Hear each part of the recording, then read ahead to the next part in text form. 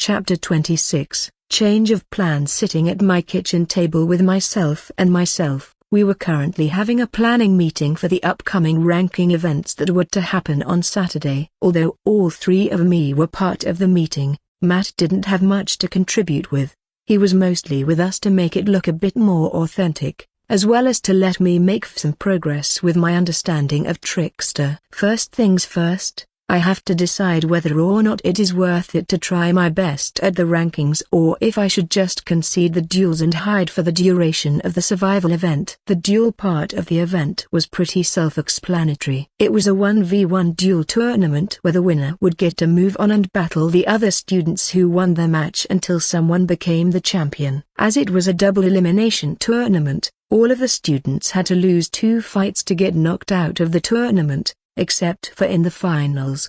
The survival event, on the other hand, was an entirely different beast of an event. It turns out that we were going to get hooked up into a virtual world where there would be a battle royale style challenge between the different teams. So the last team standing would be the winners. What made it more interesting was the fact that there was a multitude of different challenges placed in the virtual forest, ranging from puzzles and monsters to even mini dungeons. Completing these challenges or killing monsters would award the students with points that would be counted when doing the rankings. Even after searching the internet for more information, there was nothing to be found. The academy had probably been incredibly disciplined with trying to not leak any information about the tests and how they worked before they announced the relevant events to the students. I am pretty sure we could do pretty well in the survival event though, Me said. I am sure I could, but we are not even sure if it would be enough for us to get to the A class anyway. There was another critical piece of information that I had gotten my hands on that made me consider trying to get a good enough ranking to promote from the B class,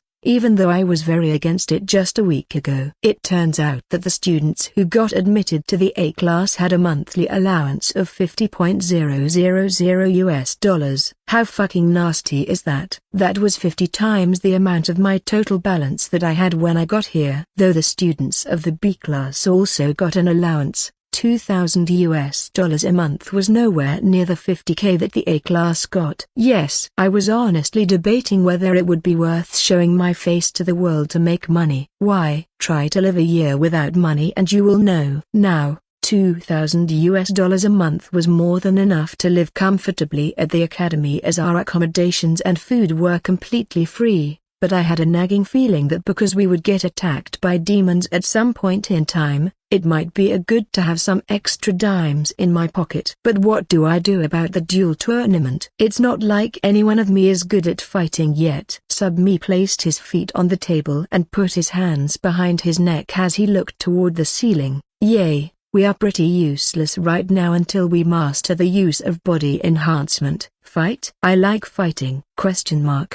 Both my main body and Me turned our heads toward Matt, who had just spouted the first words he contributed with so far. And it was a pretty pathetic contribution. Not like it was Matt's fault if I didn't actively focus my consciousness on him.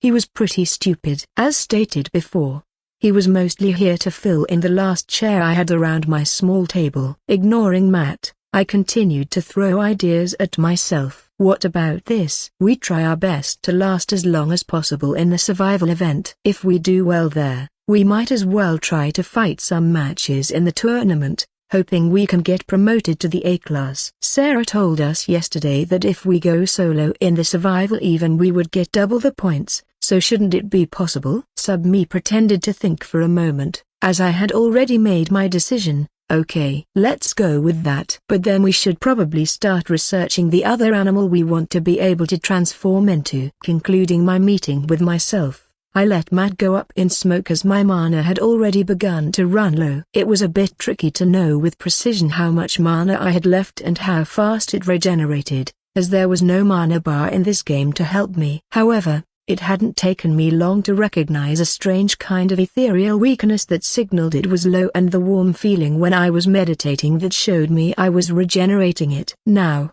time is of the essence, Me. It is, Main me. Let's begin. And so we both sat and studied the anatomy of the animal I needed to be able to transform into for my plan to work. Sophie's poff. I know I said I would go and ask James if he wanted to come out and spar with us, but man, it feels so bad that I have been to his room several times, yet I have never got to see Arthur's apartment.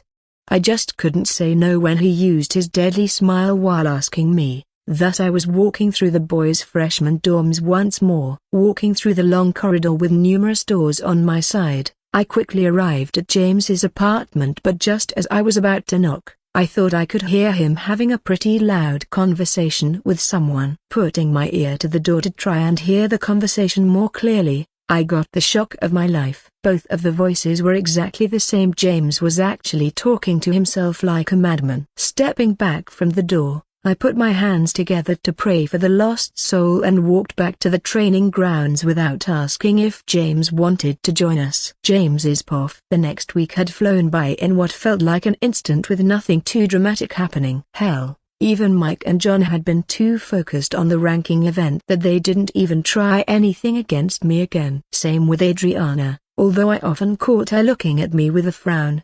Having spent all my time fulfilling the conditions for what I needed in order to perform well at the survival event, there was now nothing else I could do. All the students of the A class and the B class were now lined up in front of both of our homeroom teachers, Miss Turner and Mr. Brown, in two orderly lines. Behind them, there were 16 VR capsules that we would be using. As Mr. Brown had the higher position of the two, being the homeroom teacher of the A class, he was the one who informed us about the process. All of the teams will be spawned on the same location, meaning you don't have to try and find your partner. As we have 2 solo players this year, it's important to keep in my mind that they get double the points, so it might be smart to use the fact that they are alone to your advantage early on. Finally, if you have some general items that you haven't registered yet, like insect repellent or matchsticks, please do so now by inputting them into your designated capsule. Any other questions? It was a pretty bare-boned presentation, not even mentioning the puzzles or the monsters at all, but we were all fine with it. We had already gotten the information beforehand anyway. We now had 10 minutes to look through our notes, make sure we had registered the items we wanted, and talk to our partners. These were all things I didn't need to do. I didn't write any notes as my plan was pretty simple, yet extremely potent if it worked. There was no item that I wanted to bring, as carrying a bag would make it hard for me to do what I wanted. Lastly, I didn't have a partner. Oh, and I didn't have a partner in the survival event either, so there was no one to talk to. Or so I thought. As I was standing and pondering, Sarah came up to me. "Hey James." I just wanted to say, "Good luck," before I could even refute her stupid words. We were competing against each other after all. She had already turned her back to me and walked back to Anna, who was her teammate. The pairs didn't carry any huge surprises. Sophie and Arthur, Anna and Sarah, Brad and Bradley, Bellatrix and Adam, Mike and John, Adriana and Trisha, and lastly, Sebastian and Suzanne. I had been a bit worried that me going solo would put another student in a tight spot, but the edgelord didn't seem to mind at all. In fact, he was pretty hyped about showing everyone who the Harrower truly was. "All students, move to your designated capsule and connect yourself. We will be spawning all of you at the same time when everyone is ready." Another reminder, we will not monitor you on a one-by-one basis. We will only activate our cameras if we see that students engage in battle. I laid down in the capsule and put the futuristic headpiece on my head and felt my consciousness getting transported to a virtual space. In a matter of seconds, a large panel appeared in front of me, counting down the seconds before the event was going to start. 0:05, 0:04, 0:03, 0:02, 0:01 Survival program engaged. Good luck, Mr. Jackson. Comment 2. Vote 2 left. Send gift. Chapter 27, Let the Games Begin. A wave of damp warmth hit my face when I got spawned into the forest, although I would probably have called it a jungle if it was up to me. I was surrounded by gigantic trees, seemingly endlessly reaching up to the sky, and other leafy greeneries like bushes everywhere. The forest was very much suited for hiding and using the environment to one's advantage. My body got recreated with the exact same specs as in reality, all of my skills very much usable and ready to go, but I didn't call out sub me just yet. First thing first, I wanted to take a little stroll to enjoy the sights. It was the first time in a long time that I felt like my shackles had been severed, something I concluded was due to the fact that I was very much alone here, at least for the time being. Taking up my scythe, which was laying next to me on the ground, the only item I brought with me, I started my little trip,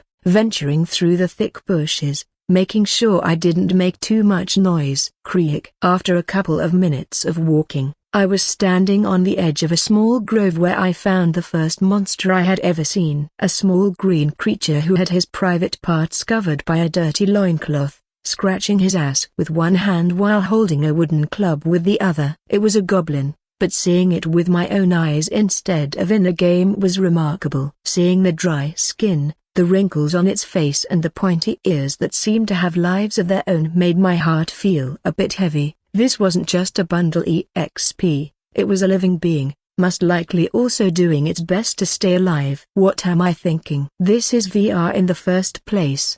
Yay, I might be a moron. However, the point was that seeing the creature I had slain millions of in the game with my own eyes was enlightening, showing me that I had to prepare myself to claim the lives of real creatures if I wanted to survive in this place. Stealing my mind, I ran out of the bush I was hiding in, the scythe sitting comfortably in my right hand. Crick. Even though the small critter got a bit surprised at my sudden entrance, it didn't take long until it made itself ready for battle. Crick. It raised its club, both hands pointing it outwards toward me, spreading his feet to make sure he stood steady. Why is he standing like he was a swordsman from a movie?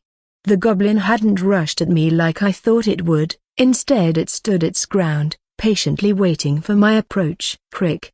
Is there really no other way? There is not. It's you or me, Crick. I'm sorry, but it has to be done. This world isn't big enough for both of us. Crick. Then so be it. We were fully understanding each other at this point in time. In this space, there were only us, both of us prepared to fight for what we believed in. There was no hatred, only two resolves bound to clash. Here I come, Crick. Come, young one. I dashed forward, the blade of my weapon pointing down to the ground as I readied myself to launch my attacks. Suddenly, a spike of ice was launched at Crick, a sudden ambush that completely disregarded the honor of our duel. No, Crick. Bam.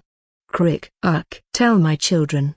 I love them. The life of Crick was extinguished in a matter of a second, his heart already pierced by the large spike of ice. Dropping my weapon, thud, I ran up to my enemy, thinking about how we got here. Maybe if I just... What are you doing, James? A voice rang out behind me, a very familiar voice that I had now heard on multiple occasions during our lessons. A silver-haired elf with a rapier in her right hand. Adriana was the one who interrupted my sacred battle with my rival, the one who took his life with the move of a coward. Well, this is pretty embarrassing, isn't it?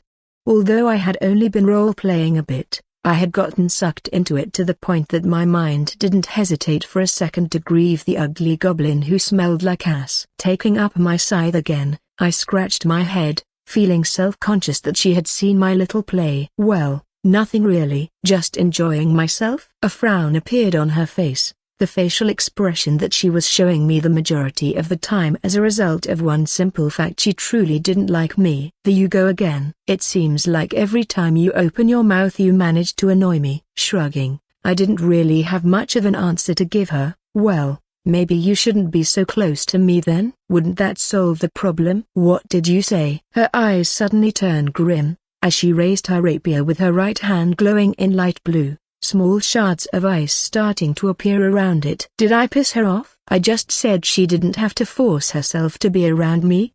I just couldn't understand women. Sophie, Miss Turner, Sarah, and Adriana were all pretty strange, making it hard for me to predict their reactions in a lot of situations. Seeing Adriana getting ready for battle, I quickly began to prepare myself as well, as words didn't appear to be necessary anymore. It was a battle royale, after all. "Here I come, heir of a hidden house." Adriana dashed toward me. Alas, I had already made myself ready. There was no way she would be able to kill me, not after the hellish training I had committed myself to. Dome of Mist. Adriana Poff. "There is not. It's you or me, prick." "I'm sorry, but it has to be done. This world isn't big enough for both of us, prick." I had just arrived at a grove. Me and Trisha were currently separated, having already decided on a home base where we would meet up after surveying the area for a bit. The plan we had come up with was pretty simple: try to stealthily find where other students were and then try to create a makeshift map so we could make sure to map out our movement. However, the sight in front of me made me unable to contain myself. It was just so fucking ridiculous. James was talking with a goblin, acting as if he could understand it. Not only that, but he was also equipped with a goddamn scythe. Was he just taking this whole ranking event like a joke? No, that would mean I am a joke to him too. My pride didn't allow me to think that he was doing this without a plan. It would hurt too much thinking that someone of the same age as me could feel so confident in himself that he didn't have to worry at all. Ice Lance. I stood up and fired a spike of ice into the goblin, not wanting to see this abomination of a play anymore. Just before it would make contact with its target, James screamed, "No, prick!" Bam. Is he serious? He can't be serious, right? His acting was so good, as he reached out with his hand as if to try and save his enemy. Crick. When the goblin let out his last cry before he died, I started to walk forward, ready to confront the black-haired youth of a hidden family. However, I was completely ignored as he just ran up to the goblin instead, continuing to spout bullshit. "Maybe if I just..." "That's enough."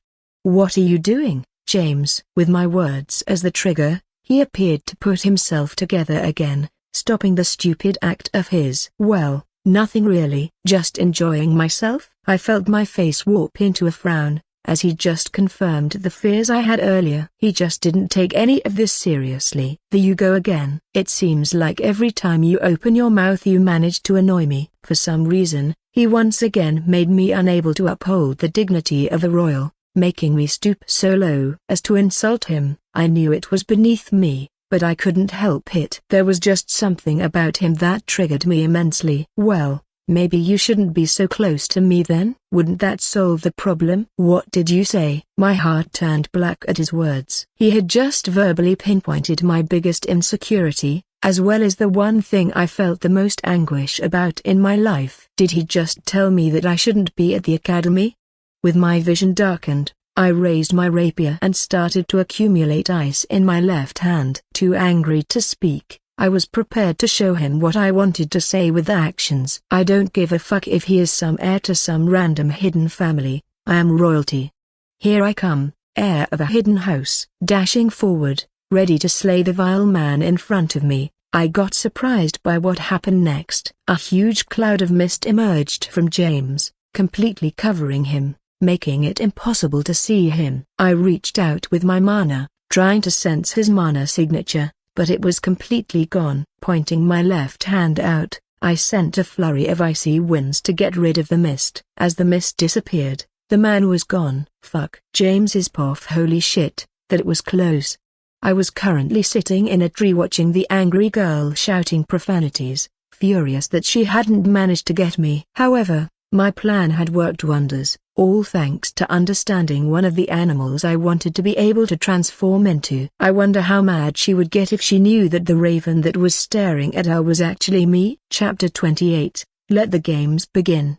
Flying around a bit in the crowns of the trees, I was happy that the conjecture I had made before the survival event had been true. There were no predators this high up in the air, meaning I was already home free. It had been incredibly hard to master being a raven, having spent countless hours with all three of my bodies trying to get used to the sensation of being this small of an animal and having wings. This was the hellish training I had done, all for the sake of not having to engage in any battles and relaxing during my stay in the virtual world. I just hoped that the cameras didn't activate before I escaped from Adriana. A big part of why I was comfortable doing my little maneuver was because Mr. Brown had told us that they weren't monitoring us at all times, only when a battle had been initiated would they watch us. But man, the mana signature concealment of the mist element sure is nice. It turns out that almost everyone at the academy already knew how to send out their mana in order to sense others, mostly as a means of defending themselves against assassins. That is not to say that an assassin wouldn't be able to conceal his own mana signature for a brief moment, but my having a small amount of mist inside of me, I could conceal it indefinitely, as long as my mana didn't run out. That was another reason why I was confident in covering myself in the mist. It would make it so no one could sense me flying away like a black raven. Now, for the last part of my plan. Summoning Sub-Me, who was by default also a raven now, I split my bodies and let them roam the skies in two different directions, eager to get to watch the battles of the other students. We had already spent about 10 hours in the virtual realm, and so I had a feeling that things might start heating up soon. Sophie's POF having spent the first 10 hours of the first day just walking around, me and Arthur had finally found our first opponent. Aside from having beaten up a couple of pitiful goblins and kobolds, I hadn't gotten to fight at all, making my fists itch a bit. Now, I would finally get to move my body for real. Kyukaku. So you are the first victims of the Harrower? Yes, it was Peter Harrow, the edgelord in my class. In his hand was a pure black dagger that, sadly, looked like he had spray painted it by hand. Completely ignoring the things that were coming out of his mouth, I dashed forward with a smile. You can wait here, Arthur. I'll be right back. Activating my draconic strength, I felt my body powering up, but I actively chose not to transform my hands, not wanting to use them if I didn't have to. Mr. Brown had been pretty clear about it. I shouldn't show it without thinking. Just before I got in range to attack Peter, something grabbed my ankle, making me fall down due to the change in momentum. Following that, several more arms started to emerge from the ground, wrapping around and holding on to me to make sure I couldn't move. Kyukaku. Did you think it would be that easy? I am the Harrower. Looking up at the moron who was slowly walking up to me, licking the blade of his knife while speaking nonsense, I was somehow still a bit impressed at his skill. The arms were holding me pretty tight, having circled around all of the vital parts efficiently and rapidly. Still, this is nothing. Ha! With a shout, I burst out from the arms, freeing my body, and quickly stood up again. Peter's cocky smile quickly disappeared as he saw me forcefully tearing out of his skill. Impossible. That's my strongest skill. Not giving him the time to activate another skill or use a spell, I now launched myself the final 2 meters between us and struck him in the stomach with my fist. Gah! As his body folded in half, I got behind him and put him in a chokehold until his body dematerialized and was eliminated from the competition. After repeatedly sparring against Mr. Brown and Arthur, I didn't carry the slightest feeling of hesitation anymore, so it felt natural to bring down the enemy as efficiently as possible. Sophie, that was amazing. Arthur had come up to me, his eyes shining in admiration of what I had just done. If it was a week ago I might have reacted differently, but now, stop that, Arthur. You already know how strong I am. We spar every day, you know. Although it did make me happy to receive his praise, my raging love for him had mellowed out a bit after getting used to his presence. My attraction to him was still as strong, it just wasn't as intense. His smile still made me a bit breathless though. Haha, I guess you're right. I just wish I was as strong as you. That's funny, coming from the man who already started to win some spars after just training for 2 weeks. It had been a very short battle, something I attributed to the fact that I was probably an awful matchup for Peter. If someone who wasn't as strong as I had got caught by those shadow arms, they would have likely been out for the count, forced to accept their loss. I, however, was strong enough to be able to just push through them. But I have to be more careful in the future. If this was reality, and his arms were stronger, I may very well lose my life. It was a huge blunder, getting too excited and rushing in without a thought, a bad tendency that Mr. Brown had pointed out on several occasions. I just couldn't help it. I had already come to terms that I love fighting, and it just hyped me up so much. Tack, what was that? Hearing a small sound, I instantly tensed my body, readying it in case we would get ambushed. Putting his hand on my shoulder, Arthur pointed to a tree while laughing. Ha ha ha. It's just a crow. Look, it's up there in the tree. Turning my eyes up, I saw the black bird happily sitting in a tree, staring at us. My face reddened as a result of my overly dramatic reaction. Oh, it's just a bird, huh? Graw. James's poff Sophie had kicked that edgelord's ass in an extremely brutal manner. Jesus, Sophie. Choking him to death? Come on. It was scary, seeing that pink-haired gorilla just running straight forward like a bull, just overpowering Peter without even needing to care that he caught her in his skill. It's just a crow. I'm not, you stupid hero.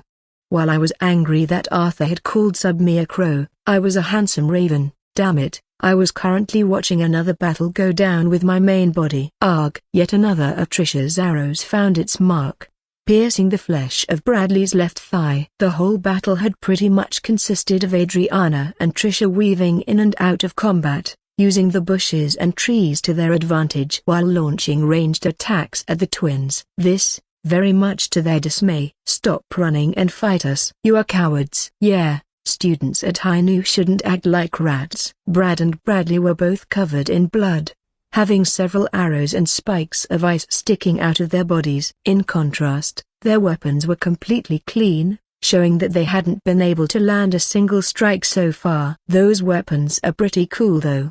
Brad was equipped with a big, two-handed mace while Bradley held a pair of dual axes. It was evident that they were purebred warriors, and if this battle had occurred in an arena or on a battlefield, they would probably be favored against the archer and the ice-wielding all-rounder. Alas, it did not. Having weakened their enemies enough, Trisha and Adriana decided to finish this fight. Adriana quickly dashed forward and executed a lunging attack with her rapier towards the exhausted Brad's neck. Ting! It wasn't over just yet though. Gritting his teeth to endure pain, he managed to parry her strike with his mace, giving time for Bradley to assist him. Or so he thought.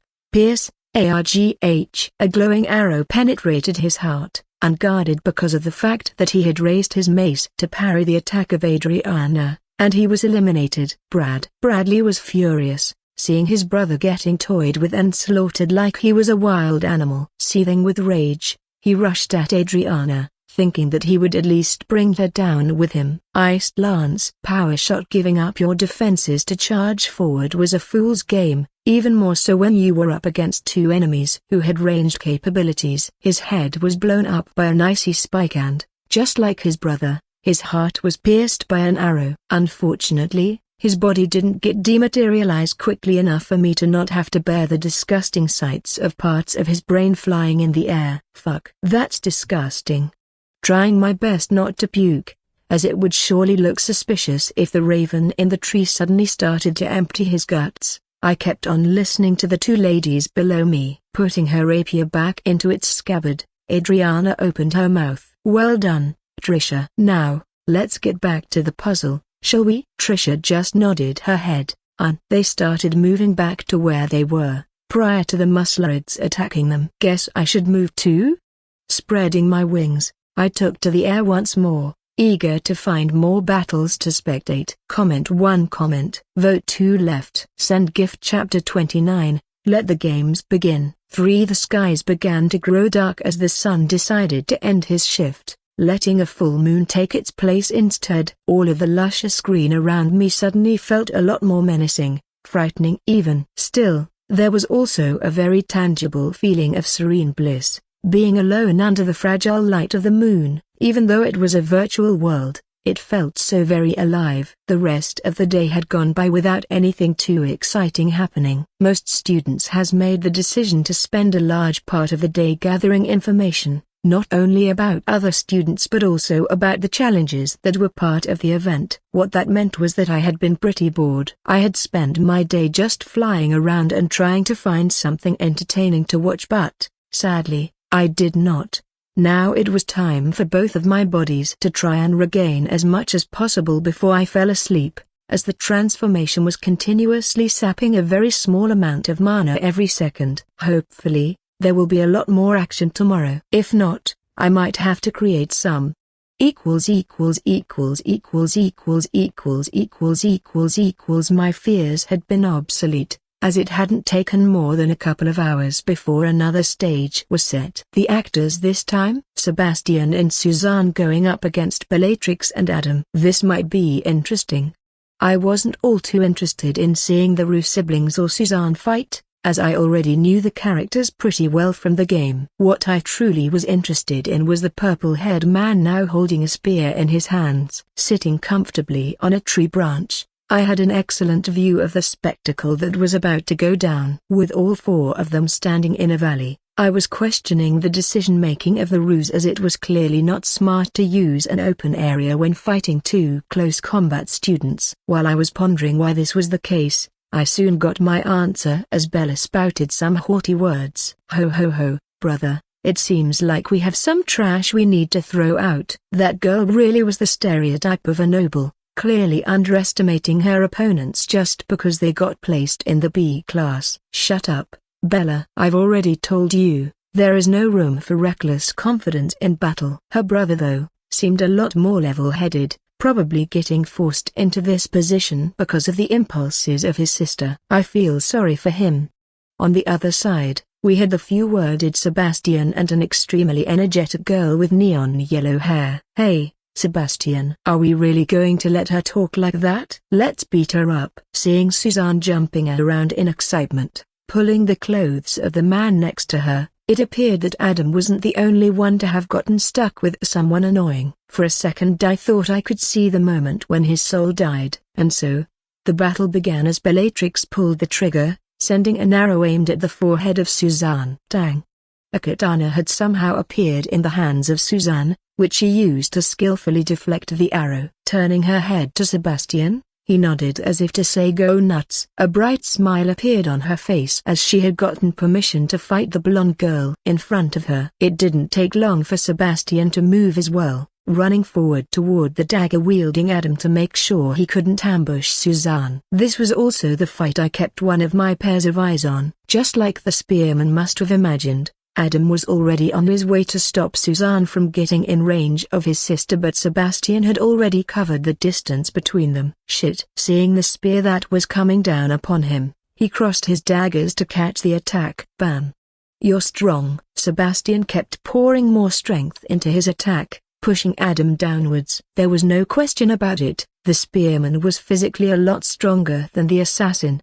Having no other choice, Adam redirected the attack at the expense of his own balance. Noticing an opening, the spear quickly went flying back horizontally toward the chest of his enemy, looking very much like it would eliminate him in a matter of a second. Suddenly, the figure of Adam blurred, and he disappeared for a second just to appear a couple of meters back. Not minding his prey getting out of his attack, Sebastian put the spear at his side and ran forward once again. After all, his mission was to keep him occupied so Suzanne could finish off Bellatrix. Tang, tang, tang. A flurry of strikes rained over Adam, who skillfully deflected or dodged all of them. TSK. Sadly, some of the attacks managed to scratch his skin, freeing the blood that was contained beneath. I wonder if he has some sort of cooldown on his skill. It didn't make sense to me that Adam didn't use his skill again to make space so he could get to his sister, who for the matter was having an incredibly tough time trying to run away from the katana that Suzanne swung at her. Bellatrix didn't appear to have much experience in combat at all, almost as if she was expecting to get to just sit comfortably at range and shoot arrows at her enemies while Adam kept them busy. Back to the main event, Sebastian and Adam were still busy with their exchanges, the spearman being the one on the offensive while the assassin tried to desperately defend himself. Unfortunately for him, his specialty wasn't head-on battles. He was an assassin after all, so it didn't take long until he was on his knees, his body bleeding all over and his mind exhausted. Putting the spear next to his enemy's chest, Sebastian opened his mouth for the first time during this whole exchange. Good match. Splurt. The spear made its way into the body of Adam, snuffing out his chances of continuing the event as he got eliminated right there and then. At the same time, Suzanne had finally reached Bella the bitch. Please stop. I surrender. Not wanting to feel the pain of a katana severing her head, the archer forfeited, which made her body dematerialize just in time to save her from the incoming sword, much to the dismay of Suzanne. Fucking bitch. Come back here. Angry at the fact that she had just spent almost 10 minutes dodging arrows and running after Bellatrix, she was repeatedly stomping the ground in an attempt to get rid of her frustrations. The fight had been pretty impressive. Both Sebastian and Adam were adept at using their weapons, and thinking about the fact that they hadn't even mastered weapon enhancement, they would surely get pretty powerful in the future. However, although the fight had been quite entertaining, I wasn't happy. He never used a single skill. The biggest reason why I wanted to watch the other students was to try and figure out what they were able to do, but Sebastian didn't show me anything other than his proficiency in the spear. I knew a bit about most of the students, but, although I didn't remember them all too clearly, I had no idea how their skills worked in this world. There was a very real possibility that the skills they had didn't act as they did in the game, just like mine didn't. Sebastian was also one of 2 students that I had no information about at all. At least I got to see what Peter's manual can do. As I had gotten to spectate the match between Sophie and Peter, I had been able to conclude that he had the Warlock manual. It was pretty similar to the Witch manual that Anna had, but instead of focusing on curses, it used dark powers to summon entities from another world. That was the origin of the hands that grabbed Sophie. Can't be helped. I will just have to follow him for the rest of the event and hope that he shows me more in the future. Sophie's path. Arthur, I don't know if I can go on. We had gotten into an incredibly difficult situation, and I couldn't see any way out of it. At this point, I had already surrendered myself to my fate, ready to give up on the event and instead focus on the dueling tournament. He crouched down, getting to the same height as the me who was leaning against a tree in anguish. Sophie, I understand that you are in pain, but we can't just give up like that. Arthur was so sweet, desperately trying to encourage me to continue, but there was nothing that could be done. I'm sorry, Arthur. You must go on without me. I thought I could see some tears starting to emerge in his eyes as he took my hands in his. Sophie, I know you are hungry, but don't give up. Yes, the dire straits we were in were all a result of me being extremely hungry to the point where I thought I could feel my insides eating themselves. Now, it might sound silly, but there was a very practical reason as to why this happened. We had been clearing out one of the mini dungeons, a goblin cave with a goblin general as the last boss. It had been pretty easy. I was just ravaging through them with my claws, and Arthur had been skillfully overpowering them with his sword, as to finally end the life of the general with his sword shining in a golden light. The problem started afterward. I had completely forgotten that my transformation rapidly depleted my vitality, creating a desperate need for me to eat. And now, I had to pay the price. Putting my hand on Arthur's cheek, I opened my mouth for the last time in this world. I surrender. Sophie. New. Comment 3. Comment. Vote 2 left. Send gift. Chapter 30. Let the games begin. 4. Coming out of the capsule, I was surprised at seeing that the teachers had brought in an incredibly old CRT TV on a desk with wheels. It was just like the time in middle school when my teachers would let us watch a movie in class. In front of the TV, they had brought several chairs in which not only Mr. Brown and Miss Turner sat, but also Bradley, Anna, Sarah, and Peter. I thought I would be the second one to go. In my mind, I was sure that Peter would have been the only student to get eliminated, but it turns out that there were quite a lot of people out here already. On the CRT, I got out just in time to see Bellatrix scream "I surrender" before it turned to static, liberating the focus of the focus. Oh, Sophie, did you get your ass handed to you by some monster? Getting up from her chair, Anna walked over to me, bantering as always. Laughing, I reciprocated, "Haha, not at all. I chose to surrender for other reasons." "But by the sounds of it, you did?" "I guess it's hard for a bitch, I mean a witch, to survive." As we were having fun, Sarah also made her way to our side. "Greetings, Sophie. I see that your endeavor ended prematurely." "My condolences." She had fully reverted into royalty mode, walking tall with her moderate chest sticking out. "Please stop.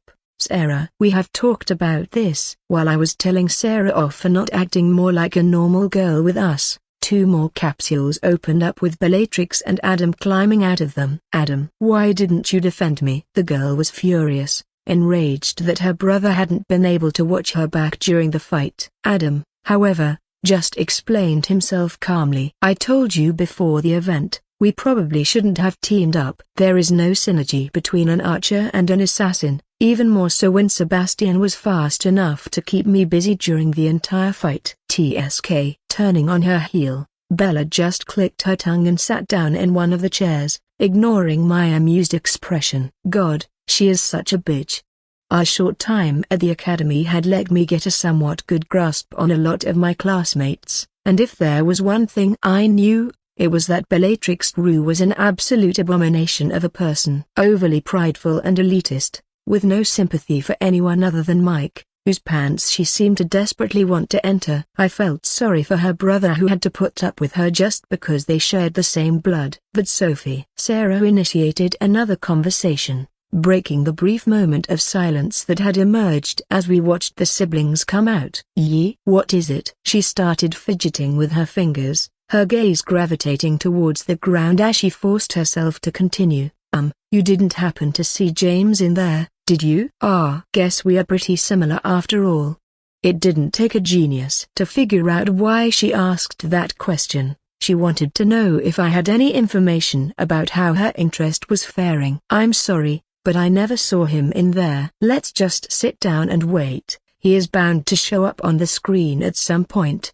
Nodding her head, a bit sad, we all sat down and waited for the next fight to start. As the time inside the VR world was acting on a 10-to-1 ratio, with the CRT slowing down to show us the fights at normal speed, we shouldn't have to wait for long before something happened. Thinking about it, I'm surprised that idiot is still hanging on. He is going to be a pain when he gets out though, seeing as he made it further than me. James is off. I'm bored. Yay, me too. 2 birds were sitting in a tree, having once again been submitted to the torment that is boredom. After the last fight, ending with Bellatrix and Adam getting eliminated, things slowed down again. Having already spent 4 hours waiting, I felt like I had to do something before night fell. Chewing on some bark, the only food I had managed to come across, I began to make a plan to shake things up. As I knew where all of the students were currently located, at least in general terms, it didn't take long for me to come up with something. This will be fun. Adriana's POF. Things were going well for me and my partner Trisha. Even though we had only eliminated the Muscle Brothers, we had killed a lot of monsters and solved a couple of puzzles. We would surely get a good score if we survived for long enough. This was my ticket to the A class. It was a bit frustrating though. Even if I had no issues with moments of silence, it was wearing me down to walk around with Trisha who almost never opened her mouth. It was completely going against her human nature. The humans I had met during political and diplomatic meetings were all letting their mouths run until they ran out of saliva, something most elves hated a lot. I was probably one of the most talkative people of my kind, a trait I had acquired after socializing with humans a lot in order to be used to bring our countries closer together. There were a few students at I knew that originated from Malden, but they only consisted of either beastmen or dwarves. I was the first elf to ever attend an academy in Mensch, something that a lot of conservative elves found to be an atrocity. Elves were the nobles of Alden, meaning many found it beneath us to mingle with humans. That also made it even more embarrassing that I was part of the B class instead of the A class. Even though I could logically understand that humans developed faster, and I would probably get a lot stronger than all of them in the future, it hurt my pride a lot. Throwing me out of my thoughts, the rarity that was Trisha speaking happened. Look. In front of us, there was a cloud hovering just a little bit over a meter above the ground, having a very specific shape. It was in the shape of an arrow going a little bit back and forth. What? I recognized that substance so very well. It was made out of mist, making it obvious who is responsible for it. Looking at Trisha, she just shrugged her shoulders as if saying, "You choose, I'm up for whatever." It was the same as when we had solved the puzzles. She had been leaning on me to do the thinking. My mind quickly ran through a couple of scenarios, trying to figure out what James was thinking. There were two sides to the coin, both making me feel very stressed out about the whole thing. On one hand, one could regard the arrow as being too obvious of a trap for it to truly be a trap, pretty much pointing to the fact that if he was going to bring us into a trap, he would have done so a lot more cleverly. On the other hand, it could be a triple-layer trap, where he expected me to assume it was a trap even though it was too simple, meaning he wanted us to either stay where we were or go in another direction. My head hurts. The royal princess of Alden wasn't stupid, but this was such a mind-boggling situation that I couldn't make up my mind about what to do. At the same time, if he wanted us to stay here, he was already winning by me spending time thinking about it. Minutes passed by, as I was still unable to make a decision, and when Trisha opened her mouth again, I knew I had fallen for James's trap. "We have company. Looks like we are finally going to get to have some fun, John." "My greetings, princess. Unfortunately, I can't let you leave this place." James is off. "What's the best kind of trick?" "A trick where all choices lead to the same outcome." And that was the kind of trick I had just let Adriana experience. In reality, it didn't matter if she chose to stay or follow the arrow. If she chose to follow the arrow, I was planning on leading her and Trisha right into the clutches of Sebastian and Suzanne, while I at the same time had conjured another arrow showing Mike and John the path to Adriana. It didn't even matter if they chose to just walk in a different direction, as I would be able to lead Mike and John to them as long as they didn't walk in the opposite direction, where, as stated, Sebastian was. The main factor as to why this plan worked in the first place was the fact that Mike and John hadn't ever seen me use my mist, therefore assuming the arrow was part of an event in the forest. They never thought that an introverted raven was sitting on a branch above them, orchestrating a very simple, yet efficient, trick to make sure the stage was set. "Looks like we are finally going to get to have some fun, John." "My greetings, princess. Unfortunately, I can't let you leave this place." Adriana didn't back down after hearing his words. Instead, she took a step forward to protect her honor. "Greetings, Mr. Denver. And I'm also sorry because I can't accept your words." Finally, some entertainment. Chapter 31, Let the Games Begin. 5 Third-person POF Fireball. A big ball of fire was shot from Mike's hand, with the purpose of incinerating the princess in front of him. Before it could make it even halfway there, a spike of ice interrupted its journey, making it explode. Boom. Not missing a beat, Trisha readied her bow and started to shoot arrow after arrow toward the haughty man, but John didn't let them reach their target. Wall of wind. Wind started to surge upwards from the ground as to then compress enough to block the incoming arrows. However, he quickly made it dissipate to save mana, and instead, the two men quickly answered by sending another fireball and several arcs of compressed air. Boom. Don. Dodging to different sides, the girls avoided getting incinerated and cut to death, making the spells hit the ground behind them. Adriana appeared to have figured out that in ranged combat, they would be on the losing end, and she was the reason for it. So instead she drew her rapier from its sheath and quickly approached Mike. "No, you don't." John began to send another barrage of sharp winds toward the girl, who parried them with her rapier, almost looking as if she didn't even break a sweat. Trisha also started to target the green-haired man with arrows, just to make sure that Adriana could comfortably close the distance. The reason why John was the one who had to try and keep Adriana away was that although his spells lacked the same power as Mike's, he was able to cast several of them without having to channel his mana for as long as Mike had to. Now no more than 2 meters away from the fire mage, Adriana readied herself to get into close combat. Before she could stab Mike though, another fireball was launched. A fireball that she countered in the same way as before, with a spike of ice. Boom.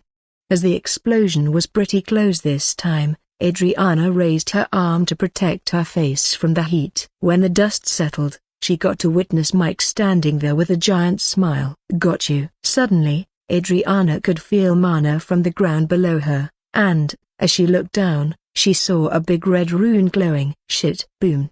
A much larger explosion rang out, as the mine that Mike had planted while John was defending them with the wind wall detonated. As I said before, You didn't make it out of here after all. Ha ha ha. From the dust cloud, a rapier glowing in blue had come surging out, threatening to stab him right in his throat. Shit. Somehow, he managed to take a step back, making the rapier instead stab his right shoulder, creating a deep gash. Arg. Quickly retreating, while holding his bleeding shoulder, he turned his gaze up towards the dust cloud again. As it dissipated, Adriana was standing there fully suited with armor made of ice which had protected her from the blast. Cough. Unable to hold back, she coughed up blood, staining her chin and showing that she hadn't come out unscathed from the trap. Wiping the blood off her face, she darted towards Mike once more, this time resolved to end the fight while she could still stand. Seeing the condition of the princess,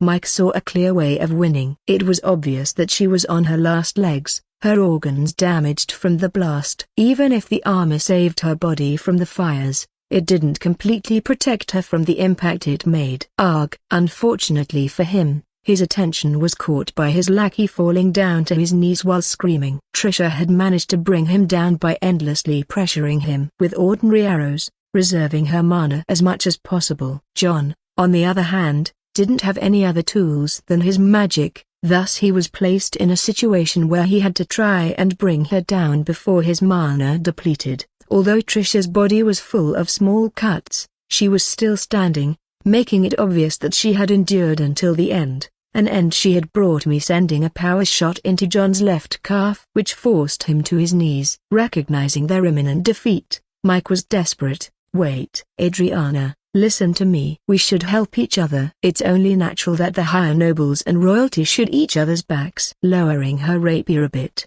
Adriana was intrigued. Not intrigued by his proposal, but intrigued at how pitiful humans could be. She pretended to dance to his tune for a moment. So, what is there for me to gain from all of this? Mike's pale face started smiling a bit, thinking he might have planted a seed that could be cultivated in the mind of the princess. If you spare us now, we will help you fight everyone else and, in the end, we will surrender, leaving you two as the winners of the whole event. It was a pretty attractive proposal. Having 4 people in a group would surely make the competition a lot easier. Sadly, Adriana could feel the mana that Mike was subtly injecting below her as he was trying to make another fire trap. Sorry. Teaming up just to gain an advantage. There is no royal who would stoop so low. Splurt. She pushed her rapier into the head of Mike, making his body dematerialize. At the same time, Trisha pulled the trigger when she saw how her partner had responded, firing another shining arrow and ending the virtual life of John. After making sure that they both were eliminated, Adriana fell to the ground and disappeared. Her body was too badly damaged to continue. So after they had finished off Mike and John, she accepted her fate. A fate that had been unwillingly forced upon her by a raven watching the whole thing. I forfeit. Feeling like there was no point in continuing without the brains of the operation, Trisha also ended her run in the competition, making her body disappear in a blur. Another 2 pairs of participants had been eliminated, with there now being only 4 left. James's puff crawl. Oh, I mean, that was fun. I was very happy about the little play I had managed to write, but I didn't forget to think about the actors who made it come to life. You all did great. I'd love to arrange another play with you as the cast in the future. Modern tragedies just didn't have the same charm as the ones from the Shakespearean era. Romeo and Juliet, Titus, Macbeth and so many more. And what did they have in common? Everyone died in the end. Sadly, it was impossible to reenact the same scenes with the actors that were left at my disposal, the main reason being that I would have to be one of them. As night started to emerge, I was mentally going through the tricks I had left in my bag, thinking as hard as possible of how I could make it so I was the last one standing. Arthur's puff. What do I do now? Having finished grieving my very hungry hippo, no, friend. I meant friend. Anyway. Having finished grieving the elimination of my partner, I had to make plans for myself. Having no idea how many members were left, the most natural decision was to try and steer clear of trouble. I can't stop moving. Last night, we had slept in shifts, making sure one of us was always keeping their eyes and ears open, but this was no longer possible. So when night came, I kept walking, albeit slowly, to make sure I conserved as much energy as possible. I couldn't even use my elemental affinity to create a light, as it would reveal my secret. A secret that was necessary to keep away from prying eyes. The only one I had told so far was Sophie, who had told me that she found it ridiculous that I didn't just choose it to grow stronger, but she didn't realize what the implications could be. My family already died because I had this damned light inside of me, as they had been casualties when the demons attacked. Even worse was that I somehow survived. I survived and had to live with the pain of being the cause of my parents' deaths, and the manual I awakened after that reminded me of it every day. A 7-star manual wasn't worth much when it had come at the cost of their lives. "Hey, Arthur." "What's up?" As I was getting into my own head, a familiar voice woke me up. A very clean-looking James was standing in front of me, his figure only showing because of the light of the moon illuminating him. Seeing the pristine state he was in, I assumed that he hadn't been struggling at all in the forest, most likely just beating everything with ease. Still, no matter how much I looked up to the man, right now we were enemies. Readying my sword, I got in position to fight him. "Hey, wait. I'm not here to fight, I promise." Frantically waving his arms, he was trying to clearly show me that he was not here to fight, a silly but clever act as it showed that he held no weapon in his hands. With a sigh, I let my sword fall toward the ground. Fine. What do you want then?" Somehow, a malicious grin emerged on his face as I relaxed my posture, sending shivers down my back. It was hard to imagine that such a small man could create such an imposing aura just by smiling. "I'm here to ask if you want to make a deal." Comment to comment. Vote to left. Send gift. Chapter 32. The end of the survival event 1. James's POF. "I'm here to ask if you want to make a deal." There had been a slight change in my plans, mostly as a result of Adriana and Mike eliminating each other. No, I wasn't unhappy about it. In fact, it was one of the greatest gifts I had ever received. But it did make my upcoming plans incredibly awkward. I had plans to try and coax Sebastian into finding and fighting Adriana while she was exhausted after the battle, while also trying to get Arthur to join the fight simultaneously. It would have been an incredibly chaotic fight, but there was no chance of anyone making it out without receiving some damage. Now,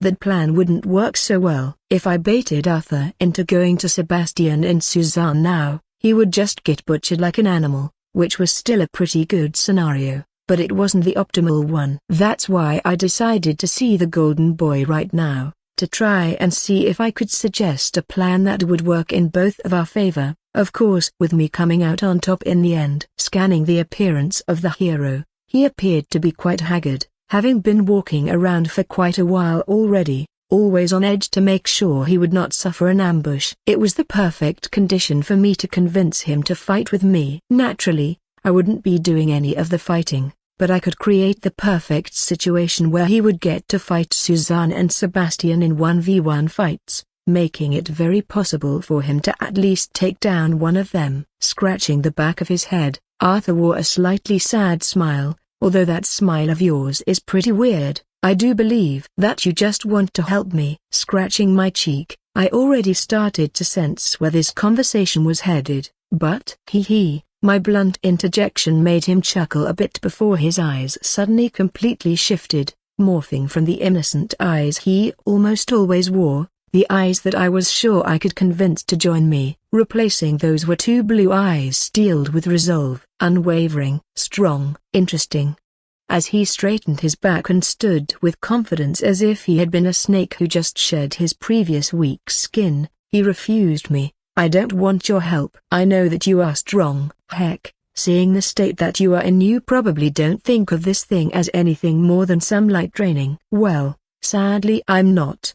His head turned to the sky as he continued to speak. It was just that he wasn't speaking to me anymore. "I know I'm weak right now, but I still want to do the best I can without you helping me out of pity." Tightening his fists hard, making his knuckles white as they became devoid of blood, he met my gaze once more. "A wise and strong woman has repeatedly told me that as long as I struggle and drag myself forward, I will become strong. And I believe that woman. I believe her with all my heart. Therefore I cannot accept your help. I forfeit." "Wait, What? Wait, Arthur, panicking as he had suddenly ended his long speech by surrendering, a completely contrasting act in regards to his words. I tried to grab him before he disappeared, but to no avail. Fuck. Both of my bodies exclaimed the profanity at the same time, my entire being frustrated at the shockingly stupid and indecipherable decision the moron of a hero had made. Didn't you say that you were going to struggle with all your might? What is this shit? Didn't you just give up? Calm down, me. I am as calm as you are. After a couple of minutes of stomping the ground, I finally calmed down enough to look past the idiocy I had just been forced to experience. Huff. What now then? It had to be said that what had just gone down was a less efficient version of my backup plan, baiting Arthur to get eliminated by Sebastian and Suzanne. The reason it was less efficient was that now, they didn't even have to risk getting injured to get rid of him. There is no way I can take them down if they aren't injured. I'll just have to hide until the end then. Sophie's off by roughly calculating the time that must have gone by in the VR world since the battle between Mike and Adriana, who was currently staring dagger into each other. It was probably in the dead of night already. Suddenly, another capsule opened up. Someone got eliminated without engaging in a fight with other students, as made evident by the fact that the CRT didn't show us the fight. Out of the capsule, Arthur emerged, smiling brightly like always. Noticing all of us sitting here, he exclaimed, "Oh, I thought I was one of the first to go." Seems like I made it quite far after all, as there were now only 3 participants left. He did make it really far, and that only made me like him more. I made my way to the blonde, well-built, sexy. I made my way to Arthur. "Hi, Arthur." "How did it go?" Turning his head to the side, looking a bit embarrassed, he explained what had gone down. "Well, after you gave up from being so hung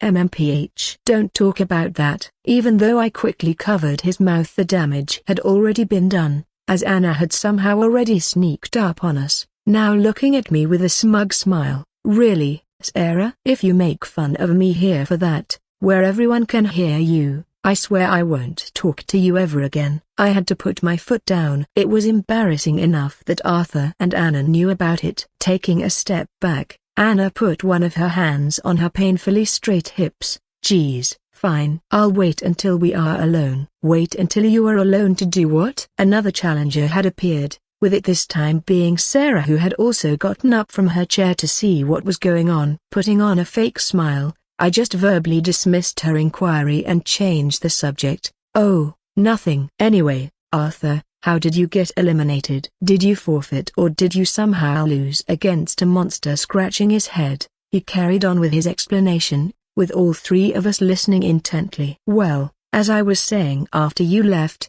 I spent quite a lot of hours feeling sad that you were gone. After that, the night was already well on its way, so I started to just walk around so I wouldn't get found. Then, James suddenly showed up." "James showed up?" We all turned our heads to the Fang Earl, who couldn't control her impulse, an act that ended in her face getting completely red as she turned her eyes to the floor in shame. Cough. "So yay, James approached me." It was such a weird situation, and I still hadn't gotten an answer to my question. "But you didn't fight, right?" "If you did, it would have been displayed on the TV." "So what did he want?" "He wanted to help me. And as I didn't want his help, I forfeited instead." "At least by doing that could I decide for myself." He looked so proud when he talked about the fact that not only did he refuse help for no apparent reason, he even forfeited just for the satisfaction of eliminating himself. "Oh, you poor soul." Arthur was still quite pitiful, but my belly still got warm when I saw how proud he was over his decision. As me and Sarah were currently stun-locked by 2 very different afflictions, it was up to Anna to make sense of everything. "So wait, what was his proposal then? I mean, wouldn't it have been smart to work together if he had a good idea?" Arthur's face slowly started to crumble as he realized something. "Actually, I don't know." I forfeited before I could hear what he had to say. As we were now unable to get any more information, and this conversation became fruitless, we made our way back to the chairs, waiting patiently for what would happen next. At the same time, I was frantically trying to understand how that silly goblin could have made it this far. No one appeared to have seen him at all except for Arthur, or at least no one confessed to doing so. So how had he been able to go unnoticed this whole time? The forest was purposefully made to be not too large, meaning that if everyone went around completing events, it should have been almost impossible for no one to see him. Little did I know the two girls in the room had, indeed, met him. Even more than that, they knew that he was the reason as to why they got eliminated in the first place. James's POF. The last day had finally arrived, and it had brought a surprise with it, a gift even. A semi-transparent screen had appeared in front of me, bringing with it new information. During the last day of the survival competition,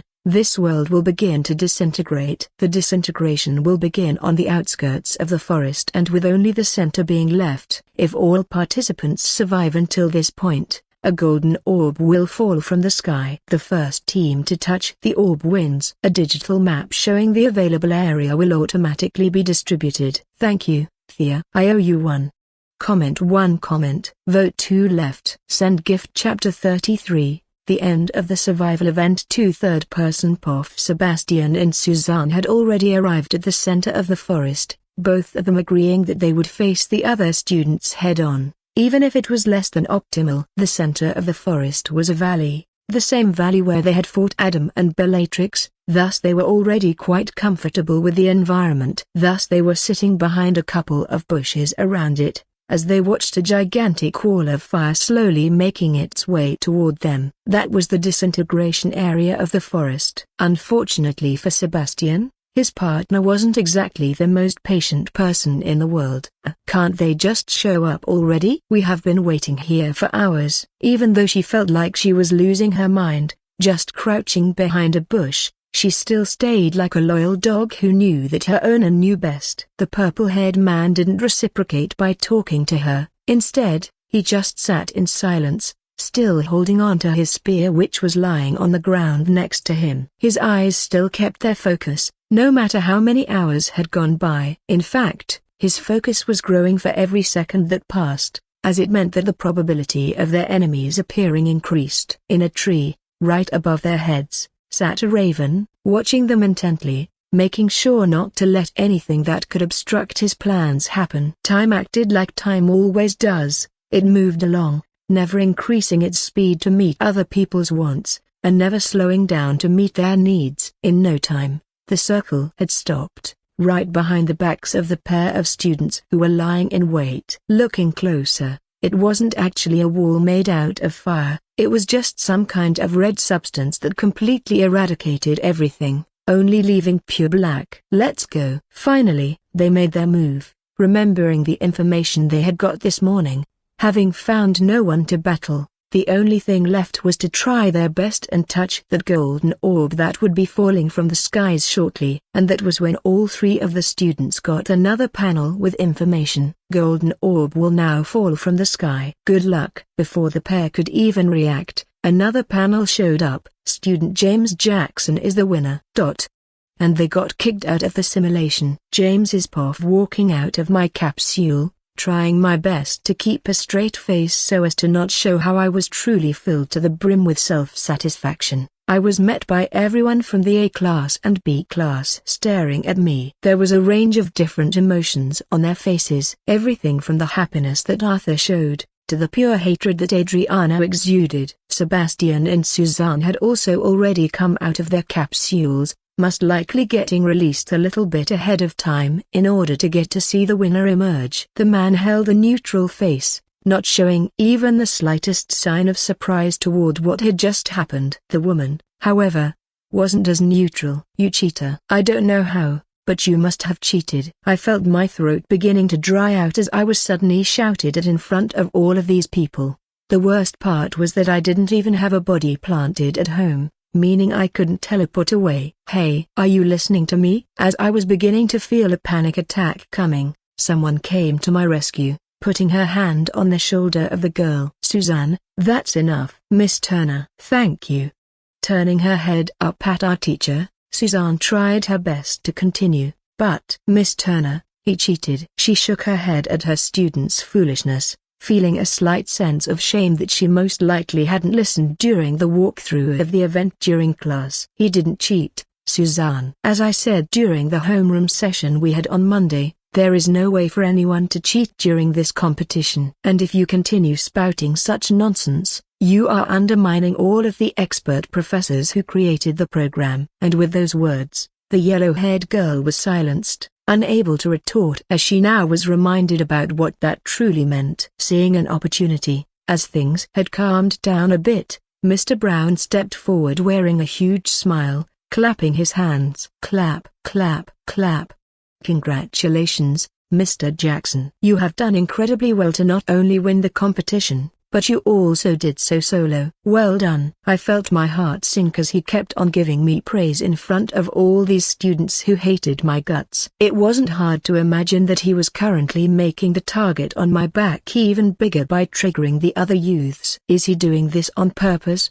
There was not much I knew about the big, burly man, only that he was the assigned homeroom teacher of Class 1A, so I couldn't make out if he was acting with sincerity or not. Not that it mattered right now, the damage was already done. Thankfully, spun his body in order to get a good look at all of the students at once as he concluded our little competition. Now everyone, listen up. Tomorrow you will all be participating in the duel tournament, and I expect you all to show up refreshed and ready to perform. Dismissed. All of the students started making their way out of their room, except for Sophie, who told Arthur that she needed to talk to me alone for a bit. As she came closer, making me feel even smaller than I usually did, her eyes narrowed. How did you do that? You didn't fight a single time and yet you won? Did you really hide for the duration of the competition and then manage to snag that golden ball or whatever it was? She was firing questions like a machine gun, all of them probably pretty important for her to know. However, now that all of the students had left the room and our teachers were standing a couple of meters away, talking with each other, my self-confidence was back. I just put up my finger and let it move like a reverse pendulum. TSK, TSK, TSK. A magician never reveals his secrets, you know. However, Sophie was not amused. I will break your finger, you know. Pulling back my finger and holding it with my other hand, scared that she might actually do so, I couldn't help teasing her, even at the risk of my physical health. Damn. I knew women got mad when they got eth register death section eth squared, but man. Her eyes opened wide as I clearly showed her that I knew her little secret. You. How do you know that? TSK, TSK, TSK. A magician never reveals his secrets, you know. They do, however, have no problems revealing the secrets of others. Once again, I repeated my lines, just with a little modification this time to let her know that she shouldn't mess with me, though I didn't dare put up my finger again. Clenching her fists, she withheld the anger that was rushing inside of her, now knowing her place. Fine. Don't tell me then. However, the pink-haired woman's face closed the distance, fire still burning clearly in her eyes. If you tell even a single soul about my you-know-what. Anyway, if you tell anyone, I will make sure to beat you up just like that time in the practice room. Gulp. As there was not a single bone in my body that didn't remember that night, I swallowed my pride in front of the lioness. Yes, ma'am. HMPH. Now come on, Arthur wanted you to join us for dinner. Turning around, Sophie signaled with her head for me to follow her. Turns out that she had already realized that I was incredibly bad at saying no if I didn't have a proper reason to do so. After all, it wouldn't be polite. This time, however, I did have a proper reason. Sorry, Sophie. I have some other things I have to do before the tournament tomorrow. You go have fun. Seeing how happy I was at not having to out in public, she just clicked her tongue. TSK. Suit yourself. See you tomorrow then. When the angry girl had left, I was ready for the final part of my ultimate plan, the thing which would determine my destiny. The part which was the ruler of my fate. Excuse me, Miss Turner, do you have a moment? Interrupting the teachers talking, I needed to speak with Miss Turner to see how everything would play out. Oh, sure. Mr. Brown, would you mind giving us a moment? I'll catch you in your office later to continue our discussion. Not minding one bit, he excused himself, leaving me and my teacher alone, giving me the chance to talk to her. This whole thing was relying on the fact that I think she liked me a bit more than my classmates, as I would be asking her for a favor that I was sure she couldn't accept if she acted as an objective teacher. Chapter 34, Ranking Tournament 1. Jessica's path. It was hard to look at the brilliant youth who had won the entire survival event without even fighting one while trying to be impartial. Although I had gotten pleasantly surprised to see a lot of my students faring well, many of them outperforming students from the A class, the fact that this pitiful boy won made my heart warm. At the same time, it hurt me to seeing him care so little for his achievement. Not a single shout, laugh or even a smile had come from him when he exited the capsule. It was just as if he was expected to win, as if he had no choice but to do so. Focus, Jessica. He is finally talking to you. Refocusing my gaze at James, I steadied my heart. So, what did you want to talk with me about? His eyes didn't waver in the slightest as I urged him to speak. I have a question that I know you might not be allowed to answer. So, would you please give me the time to first explain my predicament before you give your answer? It was obvious that the young man had already prepared himself for this seemingly incredibly difficult conversation. Once again, my heart was hurting seeing how someone so young had to endure so much pressure. But I couldn't treat him differently than I did other students. At least I had to try not to do so. Go on. With a sigh, a slight smile emerged on his face. A smile I recognized as one of pain. Thank you, Miss Turner. The question that I'm going to ask of you is it possible to know if my achievement in the survival event was enough for me to enter the A class? It was a preposterous question to ask, but I kept silent as promised, instead just continuously scanning his body language in an attempt to gain a more complete understanding of what he was about to say. Miss Turner, I don't want to fight in the tournament. No, it would probably be more correct to say, I don't want to fight against my fellow students. His words confused me, and the part that confused me the most was that he actively stressed that the problem lay in fighting the other students. It was clear that he meant that he had no problems with fighting in and of itself. But why did he have a problem fighting against them? Even more so when he already knew that we would be using a special form of magic to make sure no one could die, even if their heads and hearts exploded. Could you explain what you mean, James? His smile was still present on his above-average looking face,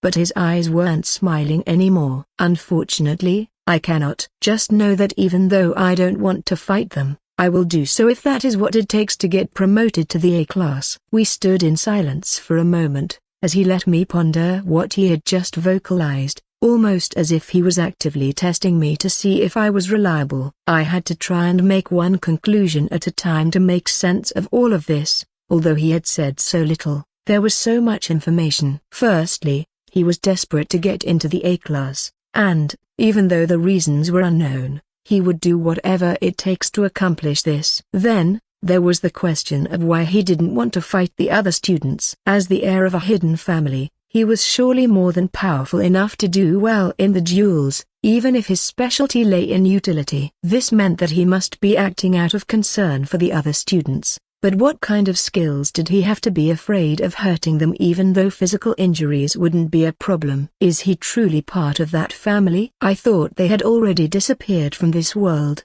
I didn't know most of the hidden families that existed, which made sense as they were literally called hidden, but there was one I knew about that ticked off all the boxes. The Mare family was the family of nightmares who made their enemies go insane by locking them in their own minds, forcing them to watch their worst nightmares in a never-ending cycle of torment. It was also one of the few afflictions that no healing or restoration skill could fix. The reason why they had disappeared was that all of the other noble families, including a lot of the hidden houses, gathered together to destroy them, not wanting that sort of power to exist. If James truly was the heir to that house, everyone who fought him might end up in a hospital bed for the rest of their days or until someone took mercy upon their hearts and ended their lives. I tried to remember if I heard anything about them being aligned to the earth element, which would explain the situation at the guides, but I couldn't.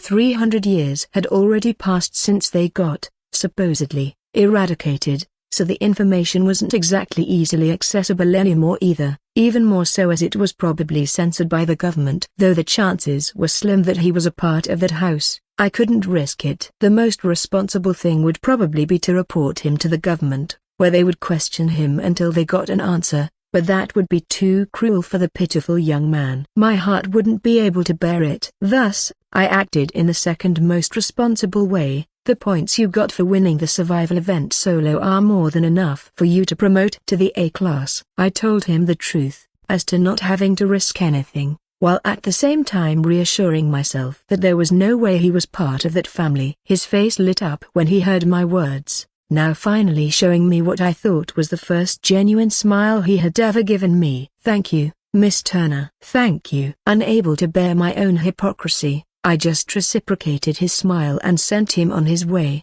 "It's fine. Just don't tell anyone about this. Now, go and do whatever you young people do nowadays." As I watched the back of the young man walk away, I took comfort in the fact that I only gave him a simple answer to a question. There was no real harm done. The only thing it would do is to give some lucky student a free win. James's POF. The human mind was truly amazing. It didn't take much for a person's subconscious to start to interpret words and actions on its own, meaning it was often better to say less than more if you wanted something from a person who liked you. This being said, you had to speak with truth for this to work. A lot of people could feel if a person was lying, but it was a lot harder if the words were true but didn't contain all of the relevant information. It also worked the other way around. If a person disliked you, you had to bring all the facts in order to convince him, making sure that the individual knew what he or she could gain. This was the premise that I had acted upon during my talk with Miss Turner, choosing to talk sparsely and acting frail and weak as I spoke words that were filled with truth, yet didn't explain the context. There was no question about it. Really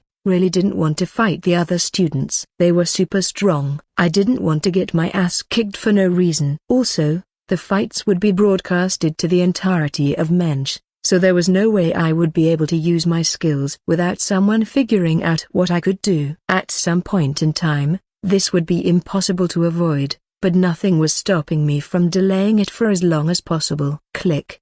Opening the door to my home, letting my weary psyche finally rest. After all of the challenges I had gone through, I let my body fall into the bed. Though I wonder what kind of thoughts Miss Turner had. It was a fact that there was no need for me to know what kind of thoughts her mind had constructed for her to help me, but I couldn't help but be curious. This was, after all, the line of work that had supported me in my last life. One single theory on the way the human mind defended itself in order to make sure we acted in self-satisfaction. It was both hated and loved, but, in my mind, all that I had written was true. No matter if an individual is regarded as good or evil, their own minds will always be able to create reasons to justify their actions. This was also what scared me the most in life. The unpredictability of humans and, more than that, the way they always found ways to make their choices seem right in their heads. It would be for the best if she was thinking I was weak in combat, which I tried to insinuate, but it would be naive to think she would after winning the entire survival event. Little did I know that the construct of her mind, that I helped create, would be the beginning of my end. Comment for comment. Vote 2 left. Send gift. Chapter 35. Ranking Tournament. 2 Ladies and gentlemen, welcome to the annual Freshman Ranking Battles. I, Elizabeth Rose, will be your host for today, and with the help of the expert A-rank hunter Tom Stone, we will be here to explain everything you need to know. What the fuck is this? I knew it would be broadcasted, but this was just ridiculous. Currently sitting with the rest of the B class in a waiting room, we were staring at the big screen showing the model-looking host energetically talking about what would go down today. It had been made into such a spectacle that it made me nauseous. A giant arena so the people who could afford a ticket could watch in person. A host and commentator had been hired to boost the quality, and on a small platform above the bleachers there was a very imposing-looking man with brown hair and a crown. Yes, they had even gotten Sarah's father to attend the tournament, the King of Mensch. Now, as per tradition, the king will be the one to start the tournament with a speech. Everyone, make some noise for our Royal Highness, King George. Woo!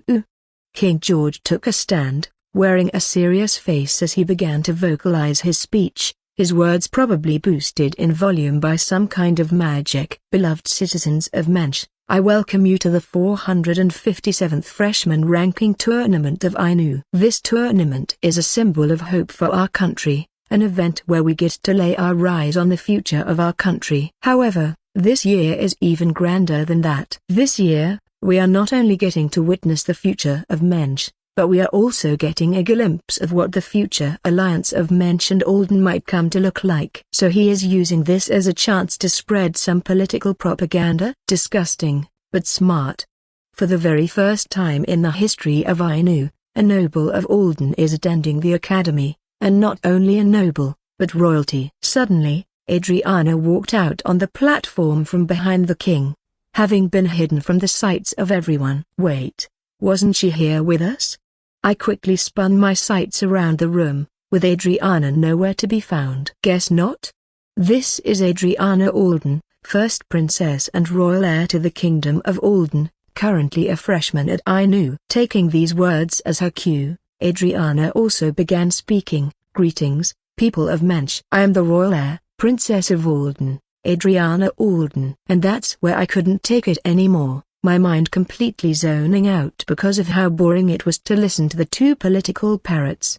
The worst part was that everyone else seemed to love this, clapping and yelling like they were watching some famous rock star do a show. Everything they had to say could be pretty easily summarized in just a couple of words. The alliance between Mensch and Alden, good. The threat of demons, bad. Hope for the future, good. Many challenges, struggles. Luckily, I have found something else to keep my mind busy. Focusing my consciousness on my main body, I was currently having a bit of a breakthrough with my scythemanship. As it turns out that no one else actually wielded a scythe as a weapon, it was after all a farmer's tool. I had to create my own techniques. A feat that was pretty difficult, and would have been even more so if I didn't remember the movements my character did in the game. Because of the length and weight of the weapon, I had to always utilize centrifugal force and momentum to attack efficiently. As soon as the scythe stopped moving, my attacks would weaken. So there were two ways to create this momentum. The first one was to spin the weapon itself, which was scary as I often dropped it mid-spin, making it fly uncontrollably in the air. These strikes could be used to inflict a flurry of rapid strikes. The second way was to spin my own body to launch one bigger attack, a strike that could end the fight instantly if it connected. Or at least it might if my strength was a bit more potent. I had already gotten quite a bit stronger during my 2 weeks here, though, and I had a feeling that I could probably break through to E-rank strength in a month or two if I continued. A feat I was pretty sure would also lead my body to grow a bit. After all, as the god had stated, the body is a reflection of the soul and, in turn, the soul is a reflection of the stats. It was also pretty much confirmed to be the case, as I had been doing quite a lot of research on the subject, on the internet. However, it looked like different bodies had different reactions, most likely due to the innate traits they carried. Suddenly, the voice of the king brought my focus back to sub-me. Now, before we officially begin the tournament, I would like to award the winner of the survival event with an item token. Please come up here. Suddenly, a man in a black suit and shades grabbed my arm and walked us to the platform where the king was seated. I felt my heart shake as I was all of a sudden stuck high up in the air, the king standing in front of me and the arena filled with people staring at me. What the fuck? No one told me about this shit. Greetings, young man. Now, as I understand that this might be a bit uncomfortable for you. I'm straight up having heart palpitations right now. I won't drag it out too much. In his hand, he had some sort of token with the symbol of Mensch, a lion, which he gave to me. Ah, thanks. It was all going so fast. I had no idea what was happening. Then, out of the blue, he leaned down and hugged me. Now, I am not the kind of man who didn't appreciate a good old hug, but this was not the time nor the place for it. Making it even worse, he started to whisper into my ear, I already heard about you from Sarah, young man, and although you seem to be an impressive student, I just want you to know this. Please, just say it for Thea's sake. You are dragging out the hug for no reason. Everyone is watching. I might puke on your royal tunic. If you are going to date Sarah, you will have to fight me first. Oh. Okay. Then everything happened in what felt like the speed of light. We ended our hug, I got some applause, and then I was walked back into the waiting room. Taking a seat in the same chair as before, ignoring the stares from my classmates, I had only one thought. What the flying fuck just happened? Sophie's Poff. I am so excited. As I wasn't exactly happy with my performance in the survival competition, I was eager to get a chance to show everyone here what I could do when I had the right prerequisites. After 2 weeks at the academy, I was sure that I was at least one of the strongest freshmen, if not the strongest. Right now, it was weird, thinking about the radical changes my mind had done in so little time. Just a bit over 2 weeks ago I was a frail and innocent woman, lying in a hospital bed waiting for my end. Now, I was a strong fighting addict. Anyways, the one thing that might make me fall would be if I had to fight Arthur early on in the tournament, as he had almost a 30% win rate against me during our spars. So even though it was more likely that I would win, there was still a very real chance that he would defeat me. Not even seeing the moron getting a hug from the king could take from my good mood, right? However, there was someone else next to me who thought otherwise. That's so embarrassing. James got a hug from my father before I could hug him. Even if she was speaking quietly,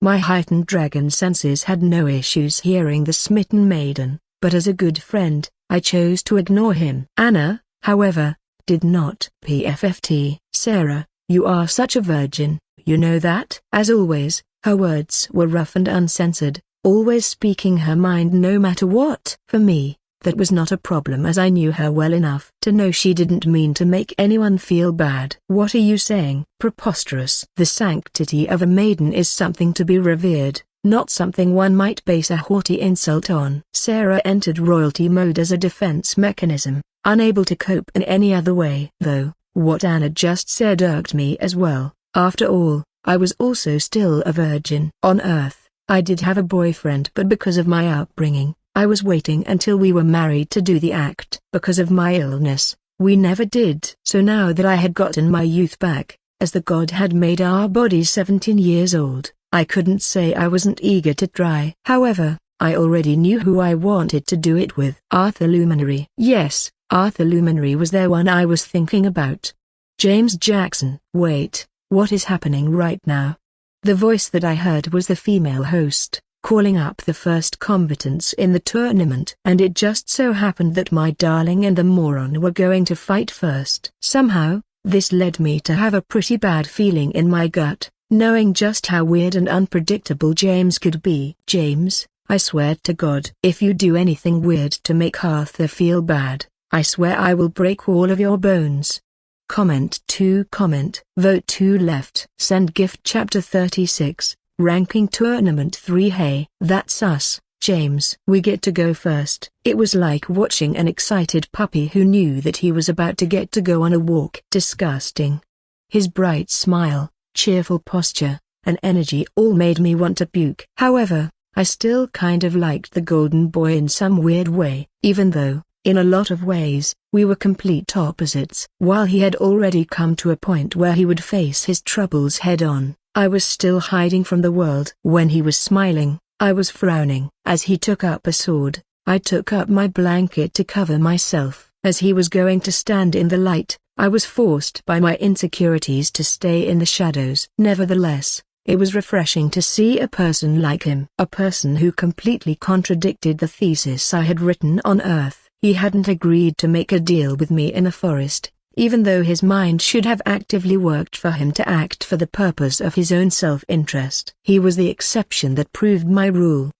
Yeah, let's go, Arthur. And so we made our way out to the big arena, my forehead quickly starting to produce cold sweat as I felt the looks of all the people around us. Even more so when I thought about all the people watching us on their TVs. In the middle of the arena, Miss Turner and Mr. Brown were standing as judges, as they were responsible for both of the freshman groups. There was a weird sort of numbing feeling that attacked my body as we stepped inside the ring, something I attributed to that strange sort of space and time magic that would make us unable to die as long as we were in the arena. We made out to the middle of the arena as the banners with lions coming out from the ledges were blowing in the fresh winds. It was a sunny day with a clear blue sky watching us from afar. For most people, it was a good day. For me, it would soon come to be as well. Big applause for our first contenders. Woo! Clap clap clap clap clap. The sound of Miss Rose's voice rang out over the arena, followed by an immense whirl of vibrations and sounds coming from the audience around us. We had gotten an explanation of what was expected of us before, so we took each other's hands and wished each other good luck. Take it easy on me, please. Ha ha. Oh, but you don't really want that, now do you, Arthur? It was the lamest of pre-fight banter that the world had ever seen, but neither of us was displeased with it. For me, it was mostly because I didn't care. Walking away from each other, making sure to stand at the marked white lines which showed we were 15 meters apart, Miss Rose spoke again. Now, I will give the microphone over to Mr. Stone, who will be commentating on the fight. Judges, start the countdown. Mr. Brown and Miss Turner both started to count down at the same time, with Miss Turner wearing a very complicated expression while Mr. Brown was smiling widely. 5, 4, 3, 2, 1, fight. And the fight had begun. Here I come. James. Arthur began to immediately sprint at me, which could be said to be both a smart move and a foolish one. Smart because he was expecting me to be more of a control type because of my stature and my teleportation skill. Foolish because he didn't know what skills I had, meaning there was a very real risk he would run straight into a trap. I guess it's time. Sorry Arthur, but you won't get the chance to do anything. Dome of mist. What? He stopped in his tracks as he saw the mist bellowing out from me, quickly covering me completely, rendering him unable to see even a fraction of my body. Thinking quickly, he sent out a pulse of his mana, trying to see if he could find any reaction in the mist, but alas, there was none. Arthur's path. I have to think about this. The worst thing I can do is to rush into the mist. It was so incredibly stupefying. The man who had just found out about what elemental affinity he had could already control it to this extent. James was just nothing less than a monster. However, he was a monster that I truly wanted to show how far I had come during my short stay at Hainu. What would Sophie do? Never mind, she would just rush in like a bull as she always does. I did have one tool I could use, but that would mean revealing my manual to the world. Was Sophie right? Should I just show everyone who I am? No, that would put everyone at risk of dying in the hands of the demons. Feeling the weight of my sword in my right hand, I started to feel a cold sweat run down my back. Why isn't he doing anything? Is he just playing with me? He has already bought himself a lot of time to prepare an attack from a very favorable position. It didn't make sense. No matter how intricate of an attack he was planning on using, he should have had the time to execute it by now. He really wants me to walk into the mist. Then so be it. My feet slowly dragged me into the cloud of mist, a mist that was numbing all of my senses. Suddenly, a voice rang out inside of it. So you are finally here, good. Anyway, I just wanted to say sorry for this. I know you will be angry, but you will understand my actions in time. Take it as my gift of showing you just how weak you are. What? A shiver surged through my body as I raised my sword, ready to defend against whatever the monster was about to do to me. Then, a second later, the mist just disappeared, and I was standing by myself in the arena with my sword ready to strike. What?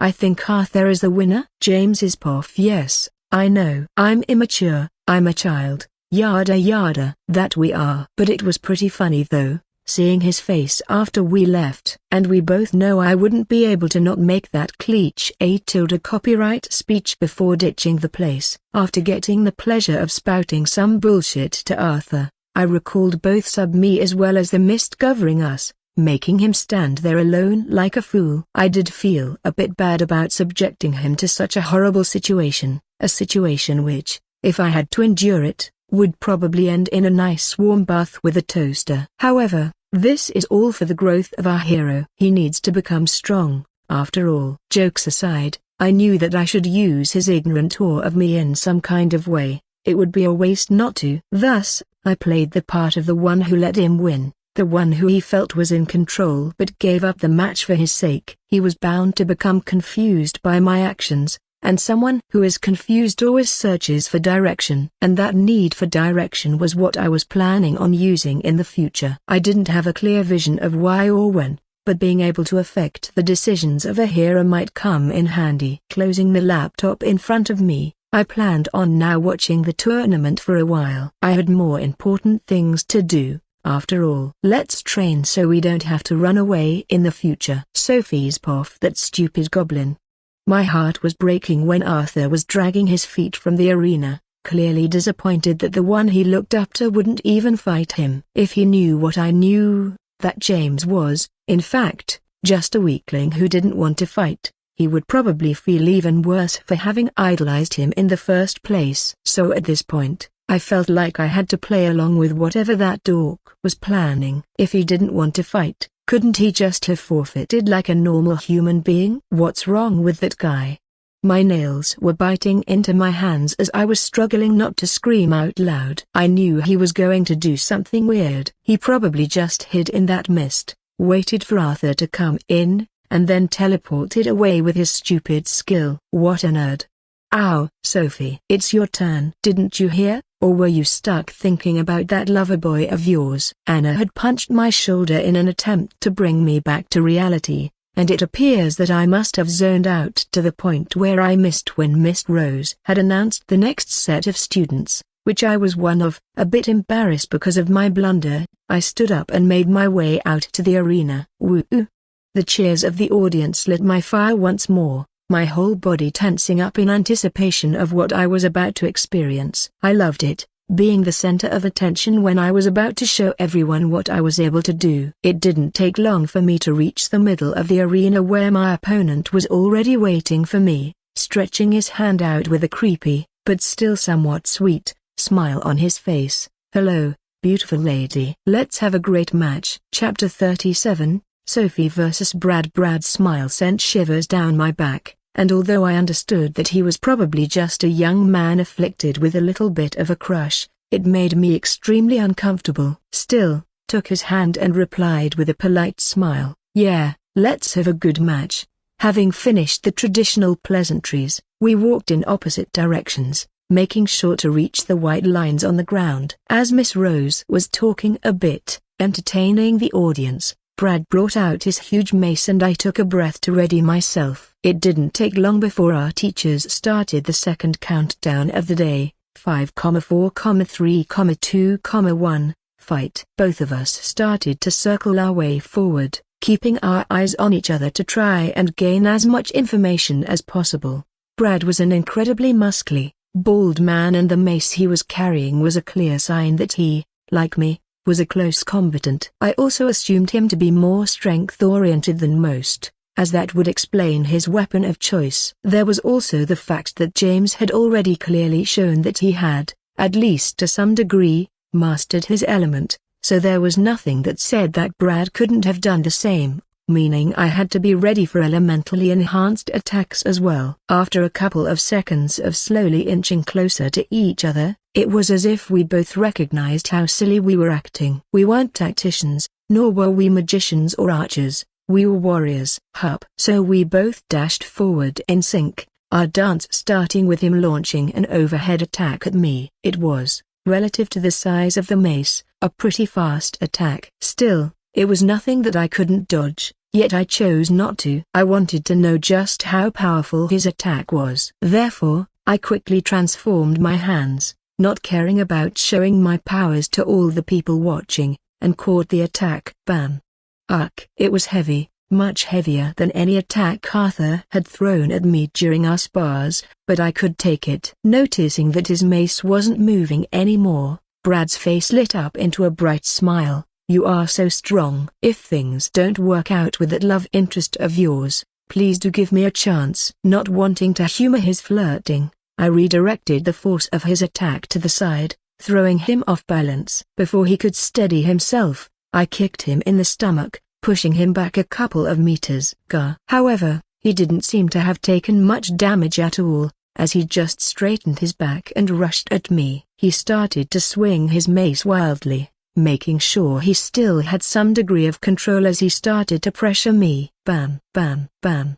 Every single hit I parried with the scales on my hands was powerful, numbing them in just a couple of hits. This is fun.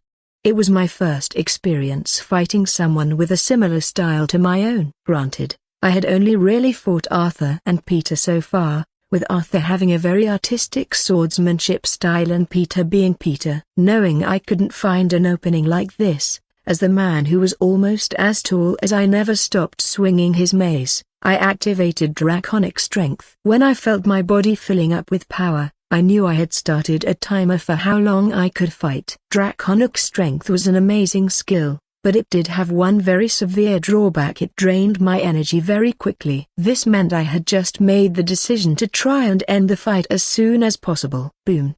Arg, parrying the mace that was threatening to smash my head with my left hand, I managed to land a huge punch right in the pit of Brad's stomach, making his body fold from the impact. Bam. A knee to his head sent him flying back, with his head looking at the sky. When he landed on the ground with a thud, I was confident that I had managed to knock him out. There was no way he could fall victim to that combo, enhanced not only with Draconic Strength but also by manually powering up my attacks with mana, and stand up. However, so I guess you are serious now? Good. I had been wrong. With his nose bloodied and his uniform dirtied, he stood up once again. But this time he didn't have the same expression. His smile was still present, but his eyes were filled with determination. Suddenly, his body grew a size larger, his already big body getting absolutely huge as he quickly became more than 2 meters tall. The mace that had looked huge in his hand suddenly didn't look as big at all, as his bulging muscles expanded. I wonder how that uniform is still hanging on. It must be struggling right now. Here I go. Why do they all say stuff like that? He ran forward, and when he was close, he was towering over me, his size making the swings of his mace so much more powerful. Bam, bam, bam. My whole body was blown to the sides when I deflected his attacks, as his skill made him physically a lot stronger than me. Got you. A large big horizontal attack was the last one he sent out, my arms already out of position to defend my body as they had been blasted away from the swing before. Coo. The attack hit me right in my chest, letting me feel the pain of getting my ribs crushed and the making me fly through the air before landing on the ground, pushing the air out of my lungs. I fucked up. It was just so fun to fight him head on. It was not like I didn't understand that it was foolish to just keep on trying to catch the attacks of the giant, but I wanted to see how much I could take. Now, things weren't as fun as I felt the pain rushing through my body, quickly followed by anger. My whole body suddenly started getting completely engulfed in a raging fire of rage as I saw the dark-skinned Hulk walking toward me. Though it wasn't him I was angry at. There was some kind of pride inside of me that didn't let me accept the fact that someone was stronger than me, and thus I needed to change that. Shakily, my body started to act on its own, getting up to my feet as I instinctually had a feeling that I could suddenly do so much more. It was as if I had gotten washed over with information and knowledge about the potential that my body was holding. Potential I wasn't using. A burning sensation was felt on my back as 2 huge, blue wings emerged, their scales glittering majestically under the sunlight. What the? Before Brad could finish his sentence, I dashed forward, syncing it up with a huge push from my wings, making me reach the giant instantly. Shit. Don, don, don, don. Numerous punches started to fly against the unprepared man, all concentrated right in his stomach, forcing him to bend over again. With his head now in reach, I took hold of it with both of my arms and enhanced my legs as much as possible. Boom. A huge jump, assisted yet again by a huge swing with my wings, sent me up in the sky, still carrying the giant. Seeing his face, I saw him pale as he understood my intentions, which I reciprocated with a sweet smile. See you later. Hup. Now gathering mana in my arms, I felt them bulge as I mustered all the strength I had left. Every single fraction of strength that I had gathered celebrated the joyful event that was about to happen. And with that strength, I swung my body, keeping my right hand on his face as I threw him down to the ground. Boo-oo. A huge cloud of dust emerged as the giant Brad greeted the dirt head first. At the same time, I slowly descended from the sky, my wings helping me control the fall, as I gracefully put my feet on the floor with a tap. The whole arena was silent, with no one understanding what they had just witnessed. Guess they are as surprised as me with these wings. Knowing I made a breakthrough in the understanding of my manual, I was still a bit speechless at what the skill looked like in this world. In the game, you would get 2 different buttons to press when you reached level 25 with the Dragoon manual, a dash, and a powerful attack where your character would use its wings to increase the potency. These had been combined, making me just able to dragonize wings on my back, which helped me primarily with movement. Sadly, I also inherently knew that I couldn't actually fly with them yet. At most they could be used to glide in the air or jump higher. The winner is Sophie Red. Whoa! Finally, Miss Rose broke the silence, which was quickly followed by the cheers of the audience. Though it felt amazing to hear them scream in excitement, there was something much more urgent that I had to do. Gurgle. I had to find something to eat. Creators' thoughts and tens now. The time span of these matches might be a bit confusing as they are all happening in one day. Just imagine that they started very early in the morning and each match takes about 10 minutes. Cheerios. Comment for comment. Vote 2 left. Send gift. Chapter 38, Ranking Tournament for Third Person POF. Excuse me, Miss Rose, I have to go. During a small break in the broadcast, Mr. Stone had gotten up from his seat in the box next to the host, who was drinking a glass of water. But, we are still in the middle of the tournament. What's so important that you have to go? Didn't you see that girl? She was amazing. And that was exactly the problem. Yes, she was, and if my suspicions are correct, she is a bit too amazing for her own good. So, I have no choice. I'll try to get back as soon as possible. Elizabeth couldn't do anything other than pout, knowing she wouldn't be able to change the stubborn man's decision. As she was watching the handsome man, with his dark hair slicked back and rugged face, walk away, she felt a small surge of desire inside. The broad back in the navy blue suit was just too attractive to not appreciate. Yes, that's right. She most likely has the legendary Dragoon manual. I want to call for a meeting with the other major guilds and try to make a pact in order to ensure her safety and freedom of choice when she graduates from the academy. We don't want another 7-star manual to fall into the hands of a hidden family. In an office high up in a big corporate skyscraper, Tom was standing right in front of an elderly man sitting behind a desk covered in contracts and important documents. Though it was clear he was old, Tom's father still held a lot of power in his body, being one of the only S-rank hunters on the planet. Sighing, Leonardo looked at his son as he took off his reading glasses. I understand. You have my permission to act as a temporary guild master, he said as he pitched a small emblem to Tom. It was the emblem of the Guild Master of Obelisk. Thank you, Guild Master. Stop that, Tom. You know I want you to call me further when we are alone. Scratching the back of his head, the handsome Tom suddenly looked a lot like a teenager, scratching the back of his head. Sorry. Well, thank you, Dad. No, I said, Father, not Dad. James's POF status status name, James Jackson. Rank, E+ strength, F+ agility, E+ stamina, E intelligence, D mana capacity, D- greater than main manual. Trickster, ungraded, medium understanding. Core skill, double trouble. First skill, swap. Second skill, materialize - greater than side manual. Conjurer, ungraded, minor understanding. Core skill, conjure - greater than elemental affinity. Mist - greater than elemental skills. Dome of Mist Seeing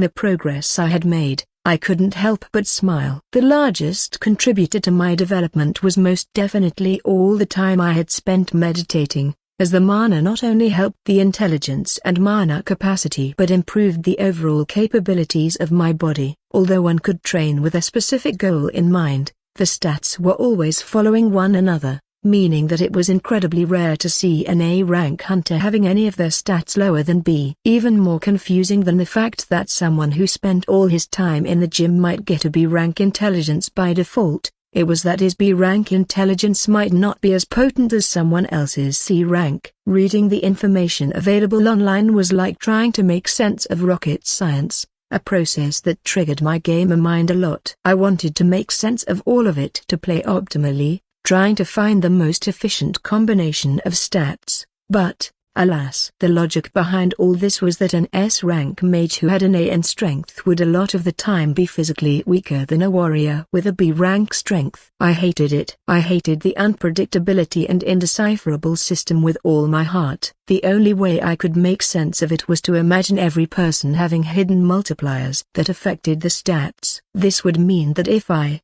who had a low innate strength, had a multiplier of 2, then Sophie, who was a strength specialist, might have a multiplier of 5. Then adding in the stats as static factors, one could get a real-world value, in other words, one's physical strength, and by this logic, she would still be stronger than me even if we had the same strength stat. When I created this thesis, a weight lifted off my shoulders, as I could feel some slight control of the situation. It gave me a sense of security to find cohesiveness, to be able to predict what the most likely outcomes would be, and the stat system was no exception. Back to my own status, it was very obvious that my choices with God had made me into a mix of a mage and a rogue, exactly what I wanted me to be. Though the problem was, as I didn't pick up the Spellblade manual, I was currently very lacking in offensive capabilities, and that had to change. Gripping my scythe, I was ready to start my weapon enhancement training for real. Arthur's paw. It was finally my time to fight again, after having James take pity upon me and forfeiting the first match, speaking words that were still haunting me. He hadn't bothered to return for his makeup match, thus getting completely eliminated from the tournament, pissing Brad off immensely as he wanted to make up for his loss against Sophie. I understood his feelings incredibly well, although I wasn't mad at James like he was. I was angry at myself, fully understanding now that if he had chosen to fight me, there would be nothing I could do. It would most likely end with me getting knocked out before I even knew what happened. My weakness had haunted me for so long, and after I thought I had improved, James proved how far I had to go. This feeling was only reinforced by seeing Sophie somehow flying up into the air, thrusting Brad into the ground like he was a toy. She was also a monster, yet one of an entirely different kind than James. She was more real, more alive. If she was a dragon, full of fiery passion and extreme vitality. James, however, was not like that at all. It was as if he was incorporeal, an ethereal entity that couldn't be touched or understood. Just like his element, he was like enveloping mist. Something you could feel, but not touch. A being that was elusive and manipulating, while always making sure he could never be controlled. I wasn't a fool, even though I often regressed into a pitiful state of mind, where I would act like some kind of fangirl of the man. I already knew that there was something about him that wasn't quite right. There was no question about the fact that he was hardworking, and I did admire that trait, but it was as if he wasn't looking at the same world as everyone else. As if he not only distanced himself physically but also mentally. This was the reason why I chose to forfeit the survival event, unable to bear the feeling of being stuck in his webs, where my instincts were telling me that no matter what choice I made, I would fall prey to his plan. Still, he was a person to admire, because he was strong, a trait I was going to claim as soon as possible. And now there was no question about what I had to do in order to become strong. They both had already shown me the answer. If I want to become strong, I also have to become a monster. One step at a time. With my resolve settled, I stepped out into the arena with a smile on my face. Sophie's paw. I hate this. In front of me stood Arthur, the next person I would have to fight in the tournament. It wasn't that I felt hesitant about fighting him, I just wanted to do so later on in the finals. However, it appeared that life wouldn't be so kind as to allow that. Taking his hand, he was the one to open his mouth. Just so you know, Sophie, I will be going all out this time. Looking at the smiling man, there was no doubt about it. Something had caused him to shake off his self-inflicted shackles. Or rather should I say, Someone. What did James do?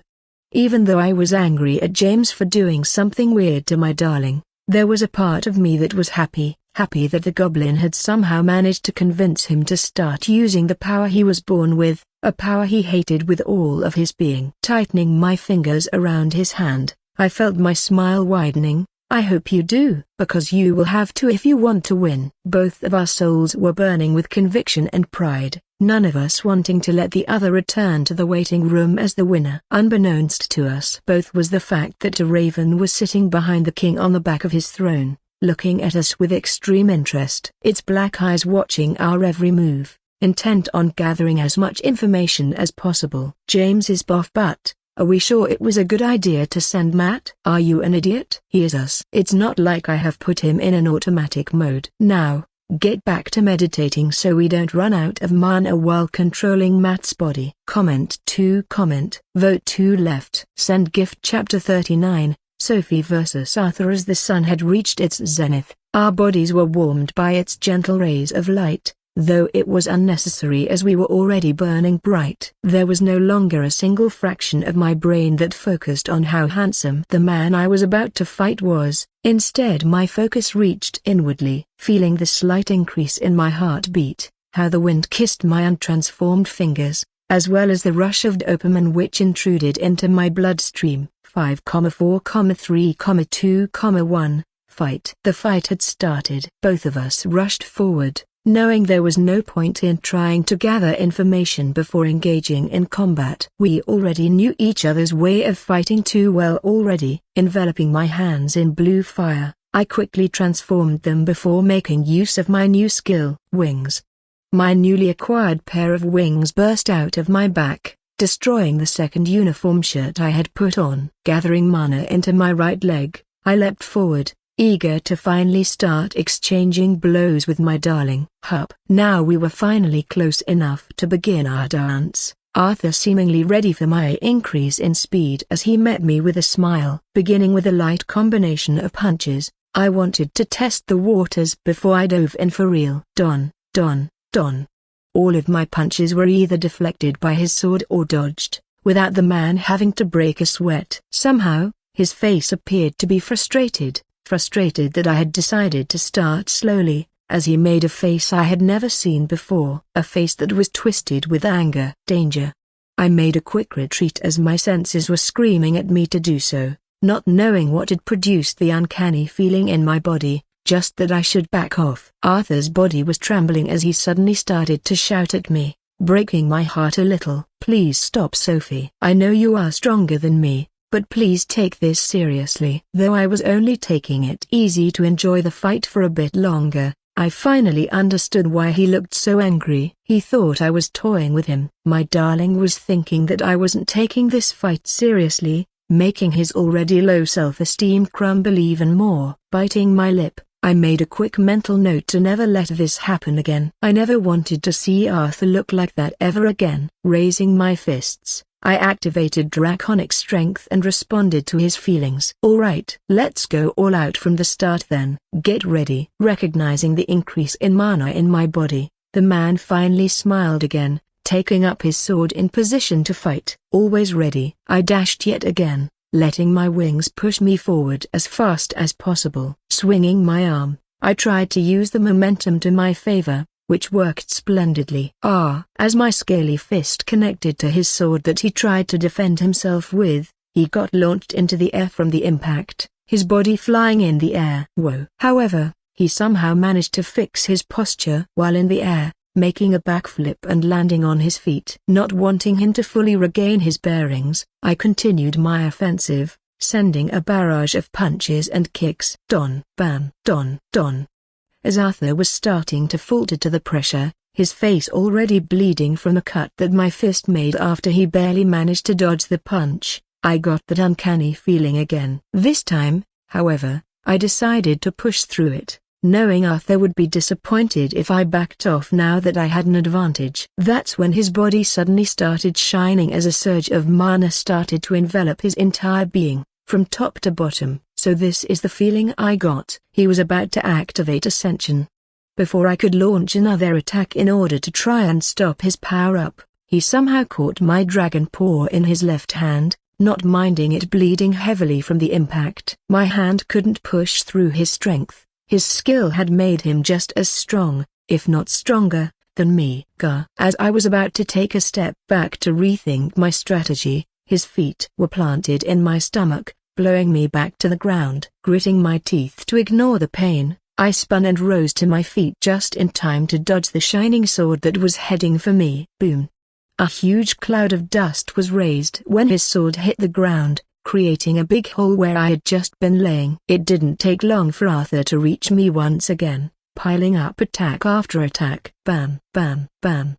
It took my all to parry his strikes, my arms completely numb from the impacts. Still, I didn't find any opening to counterattack. His attacks were too controlled for him to make him vulnerable. This was the skill of the hero. Even when he didn't use Ascension, he was still an artist in the way of the sword as he danced in front of me with every move ending in either my hands feeling a blow or a scratch appearing on my body. At the same time, I was resisting the violent urges in my mind with all my mind, knowing that if I succumbed to them, I might easily fall victim to attacks that would end in my defeat. There was no other choice than to try my best and stay calm, thinking of the ways I could win. In the game, the skill Ascension was the hero's core skill of his manual, which I assumed was the same in this world. And if that was the case, it wouldn't last for much longer. It was very similar to my skills, except it drained his mana instead of physical energy. So the smart choice would be to use my wings to keep my distance until his mana ran out. However, something was stopping me from doing so. A feeling of pride that I felt would get trampled if I let a lowly human control my movement. At that moment, Arthur wasn't my darling anymore. He was just a pitiful human,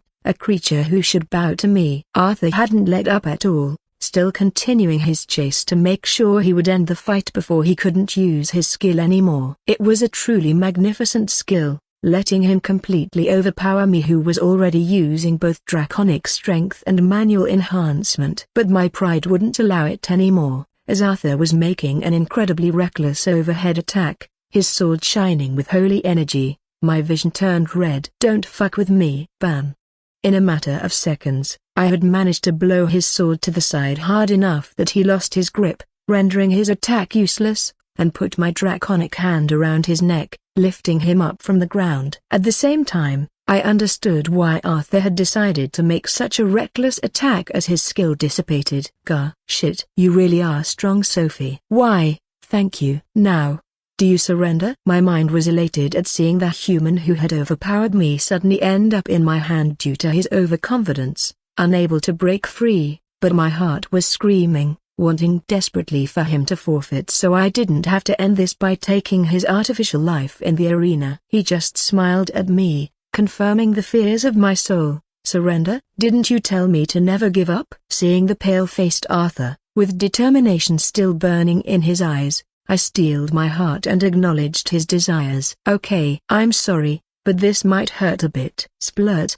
Ugh. Using my still free left hand, I pushed it inside of his chest, disregarding the sensation of feeling his ribs give way, and quickly found his heart. Taking a hold of it, I tightened my hand into a fist, making it explode. Now, artificially dead, it didn't take a lot of seconds before the body I was holding blurred out and another Arthur appeared next to the judges, who were staring at me with eyes full of disgust, eyes that made me realize what I had just done. Oh shit. That was pretty brutal, wasn't it? Still, Arthur's smile comforted me immensely, showing that he didn't think I did anything wrong even though I had made his heart pop like a fleshy balloon. Knowing I would have to endure a very awkward conversation with Anna, I walked up to Arthur and talked to him a bit about the duel as the crowd cheered and Miss Rose commentated on the match, deliberately not talking about the ending. The path of the Raven. Holy fuck. I had just witnessed Sophie go all death metal mode on Arthur's ass, even going as far as destroying his heart while he was still alive. Thankfully, the pain inside of the arena was decreased, so it wasn't like he would end up with permanent trauma. But sheesh. If she did something like that to the one she loved, what would she do to me if I pissed her off too much? Taking a peek down, I could see that King George seemed to share my sentiments, as his otherwise unmoving expression had changed into one of astonishment and disgust. Suddenly, his face turned up against me, and he opened his mouth. "So, what did you think, little crow?" Even though the ending was pretty messed up, it was a good match, right? Does he know that I'm James? Yes, it was stupid of me in the first place to set my mat body next to the king, but I really wanted to test the limits. In hindsight, I shouldn't have. Just as I was about to recall Matt, another voice rang out, coming from one of the bodyguards in black suits. "Your Highness, you really shouldn't talk to animals in a public place. You already do so enough in the castle." Waving his hand, the king forgot about my existence as he apologized. "Oh, sorry about that. Old habits die hard, you know."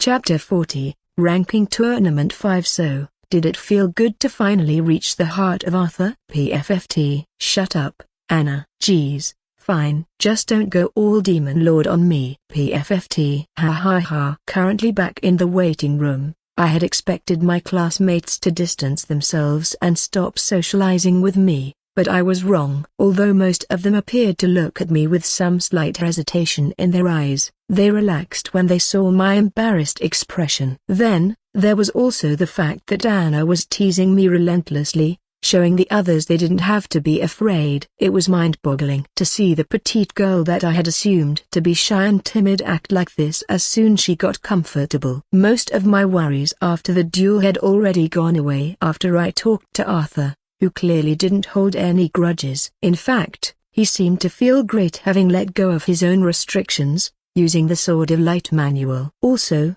he appeared to be even more passionate about growing stronger, going as far as to make the decision to concede his elimination match to go train instead. Yeah, he was an idiot, but he was a very lovable idiot, and, hopefully, he would be my idiot in the future. I focused my gaze on the screen again, as I was looking at the last match of the second elimination round, trying my best to ignore the annoying girl who had somehow made it through to the next round. James's POF. During an intense session of double meditating, as well as watching the matches using Matt, my heads suddenly started heating up. Arg! What the fuck is happening? As the heat escalated, it felt like my brains were on fire, forcing me to quickly make Matt fly away from the arena so I could let the body dissipate. As soon as my third body went away with a POF, my heads cleared a bit, now just feeling like they had massive migraines. Huff, huff. Both of my bodies fell to the bed, breathing heavily. The pain had come like a bolt from the blue without any signs to warn me. Thinking about it a bit, I decided to let sub-me come back as well, and, as I had expected, another layer of weight was lifted from my mind. So that's how it is. It made sense, it truly did, but the evident truth still annoyed me a lot. Dividing and controlling three different consciousness had most likely slowly been eating away at my brain until it couldn't take it anymore. Fuck. This changed a lot of things I had been planning on doing, as it meant I couldn't do a double meditation session while at the same time having spying eyes on the outside for a long duration of time. Racking my brains, I tried desperately to remember for how long I had been using Matt. 2 hours, 3 hours, something like that, I guess. It was hard to remember the exact duration, but my estimations landed on a bit less than 3 hours. It's not enough. If I was going to gather information as efficiently as I wanted, while at the same time strengthening myself, I needed it to be more than that. I wonder if I can improve it. If I were to go by the logic that this world is very much like a game, it should be possible by grinding the skill, but I can't know for sure. KHPFFT. Ha ha ha ha ha. This is fun. No game is fun without challenges. Spending the rest of the day in bed, trying to recover my hurting brain, I was looking forward to what the future had to offer me, not forgetting to turn on the broadcast of the tournament on the laptop. Sophie's POF. Thank you, God, for this wonderful opportunity. I had gotten the amazing opportunity to match up against Anna, who was now trembling while she tried to keep her grip on the wand in her hand. 5. As the teachers started to count down, the edges of my mouth started to rise. 4. At the same time, Anna's trembling escalated, her legs falling a bit but being caught by her knees. 3. Dopamine started rushing in, knowing I would get the chance to completely pummel that annoying girl. In moderation, of course. 2. I thought I could see tears emerging from the eyes of the girl, as she was thinking about my duel with Arthur. 1. And this is where I would give her a taste of the same medicine. Fight. Before I could even make a move, Anna had raised the hand she held her wand in, her eyes showing that she had taken control of herself. Sadly, I surrender. Anna, you bitch. She had realized the flaw in my plan, reverting back to the annoying girl that always bantered with me. Well, I don't want to feel my heart getting destroyed. Even if the pain is decreased, I would be a masochist to want that. Oh, wait. Does that mean Arthur is? And by extension your type is? As I was grinding my teeth in frustration, Miss Rose's voice rang out. The winner is Sophie Red. Give them warm applause as we wait for Adriana Alden and Sebastian Kraub to make their way to the stage. After that, we will be holding the last 2 elimination matches to determine which student will place third in the tournament. Woo. Yes, Anna had somehow managed to make her way all the way to the semi-finals of the main group, not suffering a single loss on the way. Sadly, she would now be sent to the elimination group where she would face either Suzanne or Mike, who both had suffered a loss each but won their elimination match during the last round of duels. Slap. Don't look so down. I mean, you are in the finals now. Shouldn't you be happy? Turning my sights to the girl who had just slapped my shoulder in an attempt to cheer me up, my eyes narrowed. I hate you. Why didn't you just let me punch you a few times at least? Actually, what's stopping me from doing so now? Seeing my eyes lighting up at my sudden realization, she quickly reverted to the cowardly self she had displayed in the arena. Well, you know, friends shouldn't fight, and we are friends, right? It was like watching an annoying squirrel who had been continuously ravaging your plantations. She was absolutely the one at fault, but because she was so small and pitiful it was hard to stay angry with her. Fine. Let's just go back to the waiting room and watch the next match. It should be a good one. Yeez. James's puff. It was finally time. In no duel so far had Sebastian shown any of his skills, probably just choosing manual enhancement to fight. Or he had been using a skill that only strengthened him without any visual signs, something I found very unlikely. The most subtle body strengthening skill I had seen so far was Sophie's, but as she had already accidentally told me that her class was Dragoon, I already knew about it. He had emerged victorious over Trisha, Suzanne, and Mike so far, out of which 2 were currently still in the elimination group, meaning they were also very strong. Yet, no one out of these 3 could even pressure him enough to use a skill.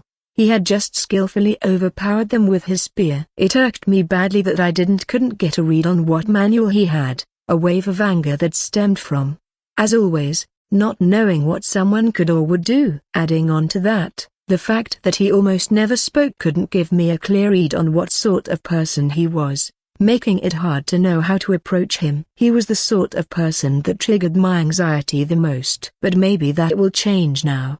I had also seen just how impressive Adriana was when she used her armor of ice, an alternative elemental core skill of the Knight manual. In the game, this skill adapted to whatever elemental gem that the player equipped, and in this world, it did the same, only it was dependent on the elemental affinity. Seeing the silver-haired beauty and the almost as handsome as Arthur purple-haired man shaking hands, I felt a tinge of regret. I really wanted to watch this duel in person, or at the very least through the eyes of Matt. Sadly, there was nothing I could do about it. I didn't dare to summon my clones, afraid that if my brain didn't get enough rest, the insane torment would once again come for a visit in my brain. Thank Thea that I got a good view of the fight even in my apartment. What I didn't know at this time was that there were a lot more prominent figures also watching the fight intently. Third-person puff. So what do you think? Have any of you found someone to choose as an apostle yet?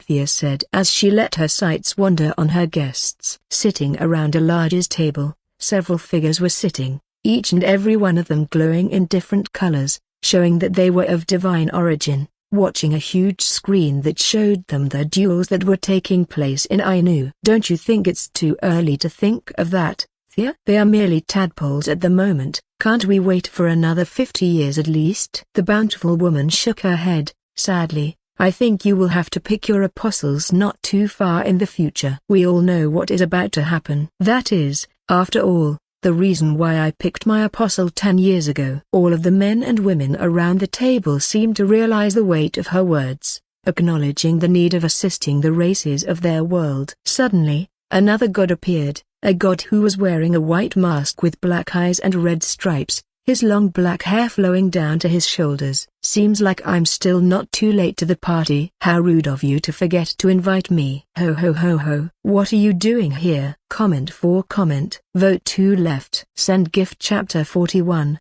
A meeting of gods. Seems like I'm still not too late to the party. How rude of you to forget to invite me. Ho ho ho ho. What are you doing here? Conjuring a chair from nothing, the masked god sat down before explaining himself. "Well, a little bird whispered in my ear that you guys were doing something fun." His words made Thea's eyes narrow, with irritation starting to grow inside of her. She truly hated having to deal with Loki, as the rules of the gods didn't apply to him after he had somehow managed to trick the strands of fate to let him wander as he liked. However, there was someone else in the room who hated him even more. "You shouldn't be here, you vile beast." Jack couldn't bear to see the face of the one he was sure had a part in one of his snowflakes getting stolen. He didn't know how or why, but he was sure that the god in front of him was in some way responsible. The burly, blue god had one day left his castle of ice to meet another neighboring god, making sure to lock his snowflakes in the vault. However, when he came back the next day,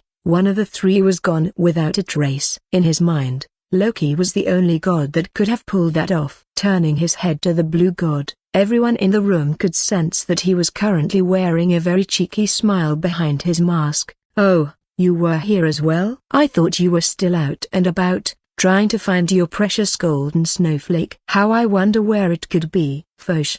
A powerful snowy wind started blowing in the room as Jack was unable to control himself, while at the same time standing up to make his way to the demon known as Loki. "Stop!" With just a single shout, the winds were quenched and disappeared, and Jack felt an intangible force pushing him back down in his seat. With her forehead greased in annoyance, Thea took control of the situation. "I do not allow anyone to fight in my domain, you know this, Jack." "And you, god of mischief." Before she could finish her words, Loki put a palm in the air, stopping her. "I would appreciate it if you would be so kind as to use my original title, please." She couldn't take it anymore. His aloof demeanor was just too much for her right now, as she was already stressed out about the ending of the mortal world and all. "What do you want, Loki?" "Just tell us and we will see what we can do about it." Are we seriously going to listen to him? I know that Jack is quite heated, but I think he is right. That man does not belong here. Asclepius took his hands out of the pockets of the lab coat he always wore, and spoke words of disagreement to Thea. There was no way they could actually listen to the words of a god who had made their lives hell for thousands of years. Pinching her nose, Thea explained her reasoning. We all know we can't just kick him out. Now that he has found this place, he will just be coming back anyway. He always finds a way, and you all should be well aware of that." Once again, her words made sense in the heads of the gods, no one speaking up as they knew it would be untruthful. "Now, I'll ask you one more time, Loki, what do you want?" The casual god just shrugged his shoulders and got on with it, knowing that pissing them off too much would just make his ambitions harder to fulfill. "I want James Jackson." The room went silent as they just heard something preposterous. Throughout all the millennia, Loki had never had an interest in a mortal, or, at least, he had never wanted one, meaning he was planning on designating an apostle. All of them were bewildered, unable to comprehend why he wanted that shy mortal who was just hiding himself all day. Then again, none of them had actually bothered to look at him much, all except for one. "So you know, I figured you would be able to find out." Snapping his finger as he stood up, Loki made the chair he was sitting on disappear. "Maybe, maybe not. This isn't something to be discussed in front of other gods anyway. Or maybe it is. Maybe I should talk about it right here, right now. I might be dissuaded if you can promise me that you let me have James." A purple glow began emerging from the black sockets of the mask as Loki got excited, knowing he had already won by putting Thea into an impossible situation. Biting her lip, She truly didn't have a choice. Fine. But know that I will be keeping an eye on him too. I won't just let you corrupt a human for the sake of entertainment. This was her bottom line. At least this way she could interfere if she thought that James was getting too caught up in the nature of the god of mischief. Still, Loki was pleased, happy even, as he knew something about the man she had brought that she did not. All right, it's a deal. I won't corrupt him. Oh, and by the way, there is no way I will appoint him my apostle unless he himself starts walking the same path as me. And by my calculations, he is bound to create a situation where he falls in the near future by himself. After all, the threads of fate do not lie. Bye, god of mischief, and please stay out of my sights for at least a millennia this time. As his figure started to blur, signifying that he was about to exit her domain, he managed to leave some final words. I don't think that will be so, Thea. After all, we are now watching the same mortal. Also, as I said before, I would really prefer it if you started using my old title again. Ciao. The gods were all in minor internal turmoil after what had just happened, with no one understanding why Thea had agreed to his proposal. Nonetheless, she was currently the ruling god as she had the most followers in the mortal realm, meaning they couldn't argue with her decision if she made a promise. A promise from a god was, after all, not like the promise of a mortal. Breaking it would have dire consequences, tearing off a part of her divine soul and destroying it. James's poor fuck. Sebastian had managed to squeeze yet another win without using any skills, making my already present frustration grow even more. At first, it looked like Adriana and Sebastian were pretty even in terms of combat power. Adriana had made good use of her ice lance in order to get close to Sebastian, as she had the upper hand in ultra-short range against a spear. He, however, had in turn answered by using the spear more like a BA ring staff, defending expertly by utilizing every part of his weapon, not just the sharp tip. In the end, the elven princess had come out on the losing side, making her use armor of ice in order to gain some minor offensive power but a lot of defenses. This made her able to forcefully keep exchanging hits with the purple-haired man for a long time, but in the end, Sebastian managed to gain some distance when Adriana's stamina began to run out. It was chilling to see just how coolly the spearman had acted, his body bloody and dirtied by the attacks from the rapier, but he still didn't use any skills. In the end, he won the match as Adriana admitted her defeat when she ran out of mana and energy, knowing that even though she hadn't suffered a lot of injuries, she was unable to continue fighting. So, I was angry. What kind of person would willingly suffer all that pain just to keep his secrets? If his secrets were that important, why not just run away as I did? He was another person I couldn't fully understand, just like Arthur. No, he was someone I understood a lot less than Arthur. I truthfully didn't understand him at all, except that he was most likely a very prideful person. Having searched for him on the internet, I had come across the Kraub family, a house of nobles that was almost at the end of their line, most likely about to fall to become commoners. In their prime, they were famous for their spearmanship and their proficiency in war. A talent that was no longer needed as Mensch was now united and they had allied with Alden. This would point to the fact that he should be feeling pressured to show off everything he could do, gaining as much attention as possible to find his place in a prestigious guild, but number. He chose not to do that.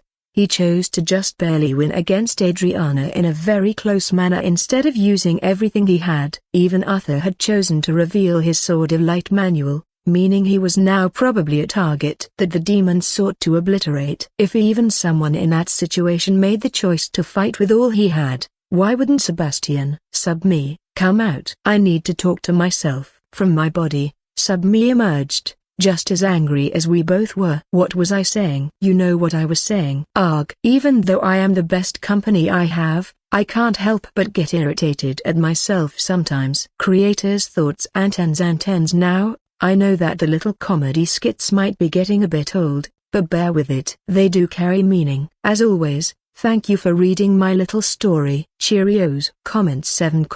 Vote 2 left. Send gift chapter 42. Finals 1. Third person Poff. Everyone's eyes were now glued to the arena, either in front of them or on the TVs. as the finals were about to begin. All the elimination matches had been concluded, with Adriana managing to claim third place in the tournament. Now, there was only one duel left, a duel where both of the combatants had shown immense prowess relative to their young ages. A lot of guild executives were already planning on approaching both of them, trying to recruit them as soon as possible. It was against the law to recruit a student, but there were a lot of ways to communicate with them in very unnoticeable manners. Even the gods in Thea's divine domain had stopped talking, just to see if the two individuals could potentially be worthy of becoming their apostle. Though there was a ranking event for every year at Ainu, the freshman tournament was by far the most interesting, as it often showed off raw, uncultivated talent. It was also the only one shown to the world,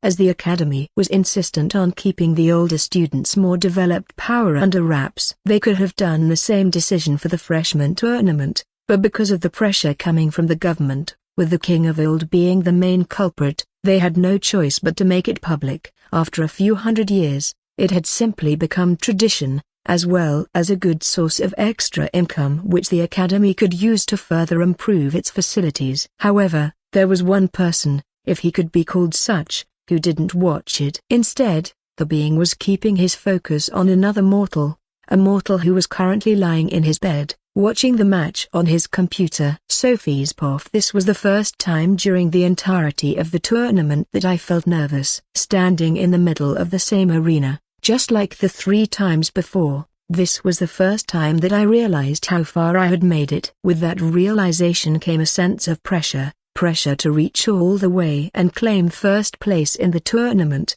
only getting further augmented by that weird sense of pride that had emerged several times today. It was scary, feeling like I had another being inside of me that, to some extent, affect my reasoning and my actions. It wasn't too far-fetched to imagine that as I had chosen the Dragoon manual, there was some sort of artificial consciousness of a dragon implanted in me, but it made me feel a bit disgusted. I didn't come to this world just to be controlled by others. I had already lived a life where my life was in the hands of others for a quarter of my years on Earth, and that was more than enough. In this world, I wanted to create my own destiny, and pave my own path. Winning this last duel was a part of it as well, even if it meant I had to endure that sense of pride surging through me again. The decision to fight as a symbol of controlling my own future while knowing there was a large risk I would get affected by the inner being was foolish, the very definition of being a hypocrite. However, as I was now aware of this being the case, I justified my reasoning with the fact that I chose to take that risk. That was my choice,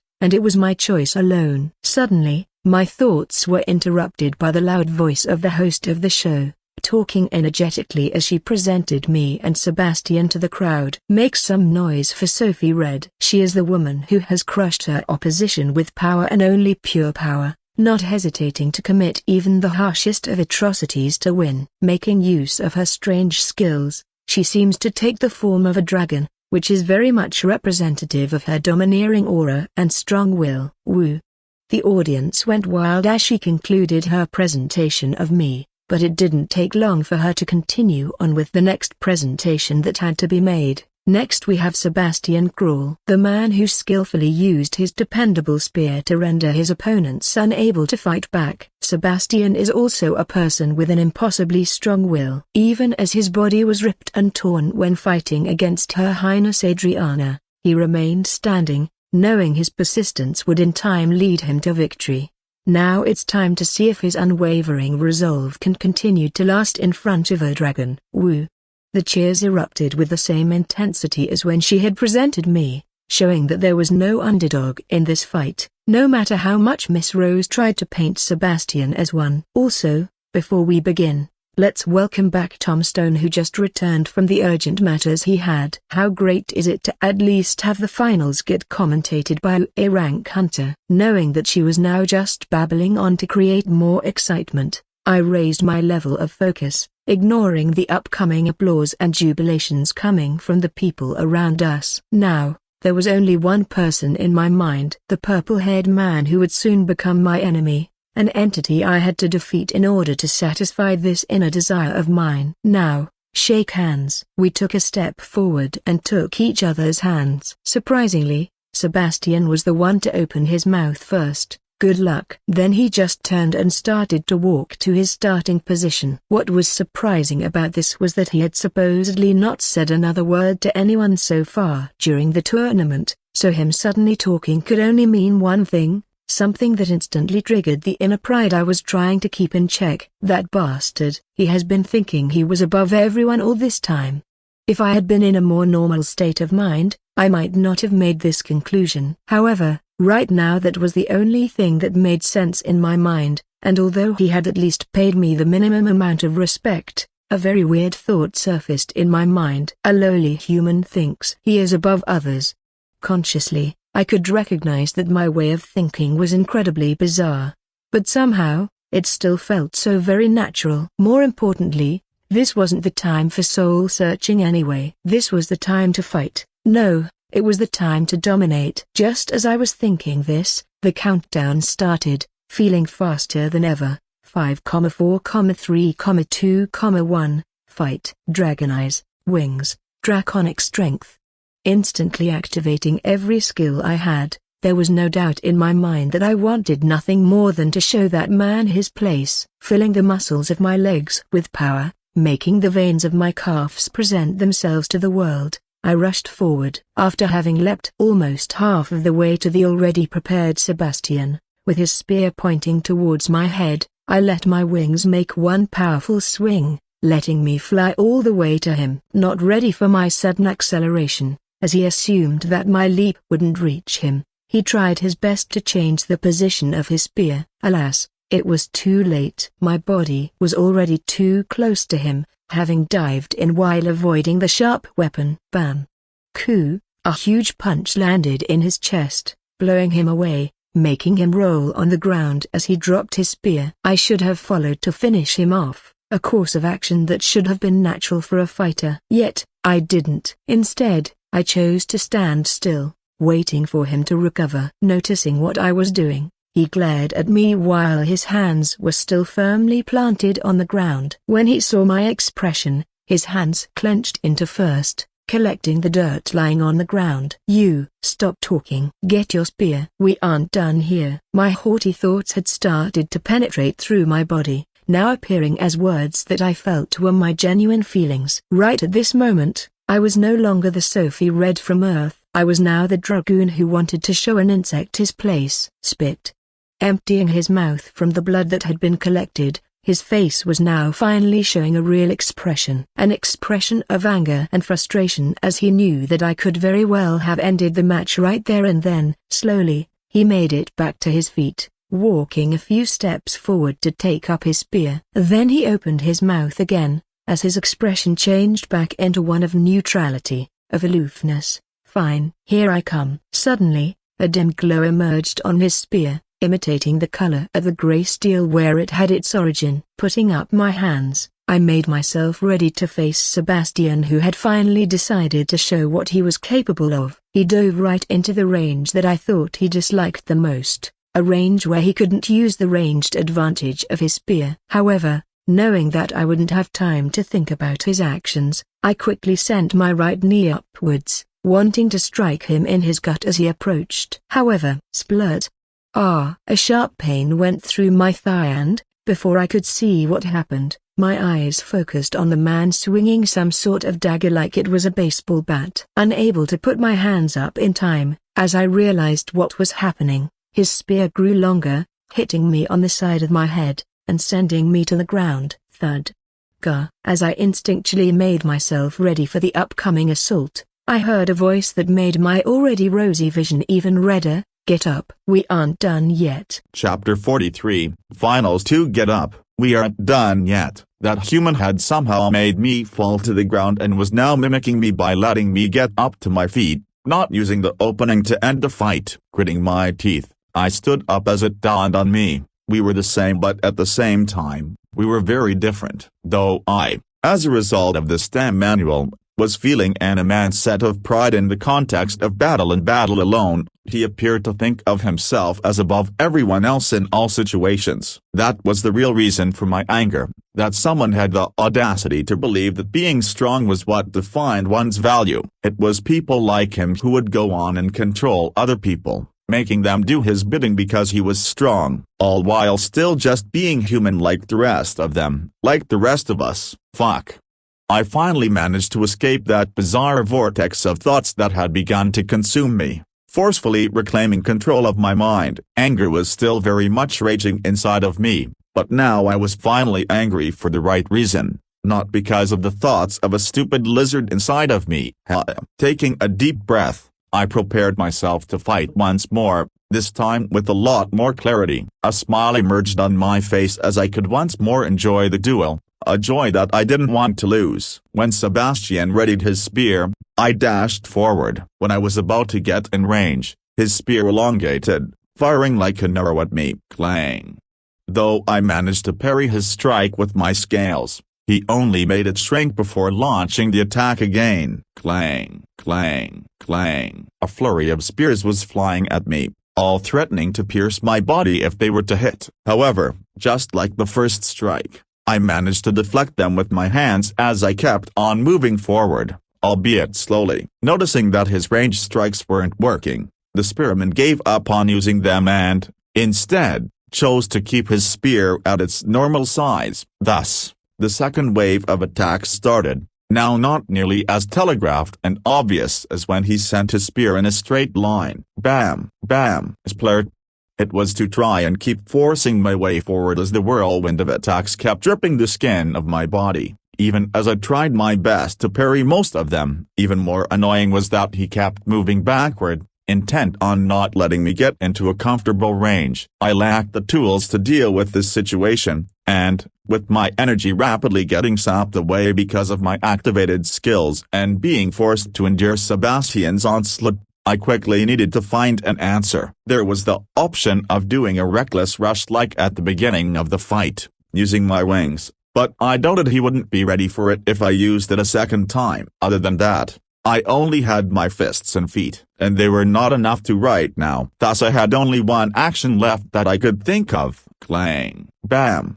While still suffering from the frantic attacks, I tried my best to imagine heat gathering in my stomach, and it did. An intense warmth started to surge through my belly, its temperature escalating every second, getting hotter and hotter. At some point, I felt the heat's desire for escape, to roam freely. Thus I set it free. Roar. Crackle.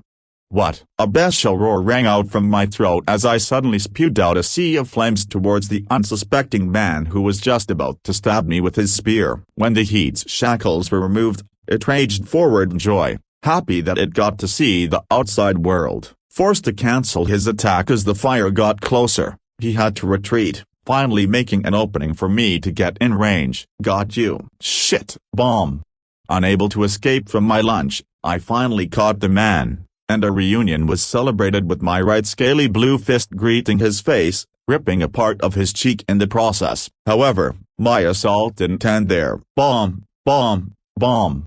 Not giving him time to fix his posture, I kept piling on punches, making his head fly from side to side as blood started flying from his mouth. Finally, seeing that he was about to fall, I made a very intense reenactment of what I had done to Brad. Lifting him by his head, I jumped into the air with the assistance of my wings and threw him to the ground. Boom.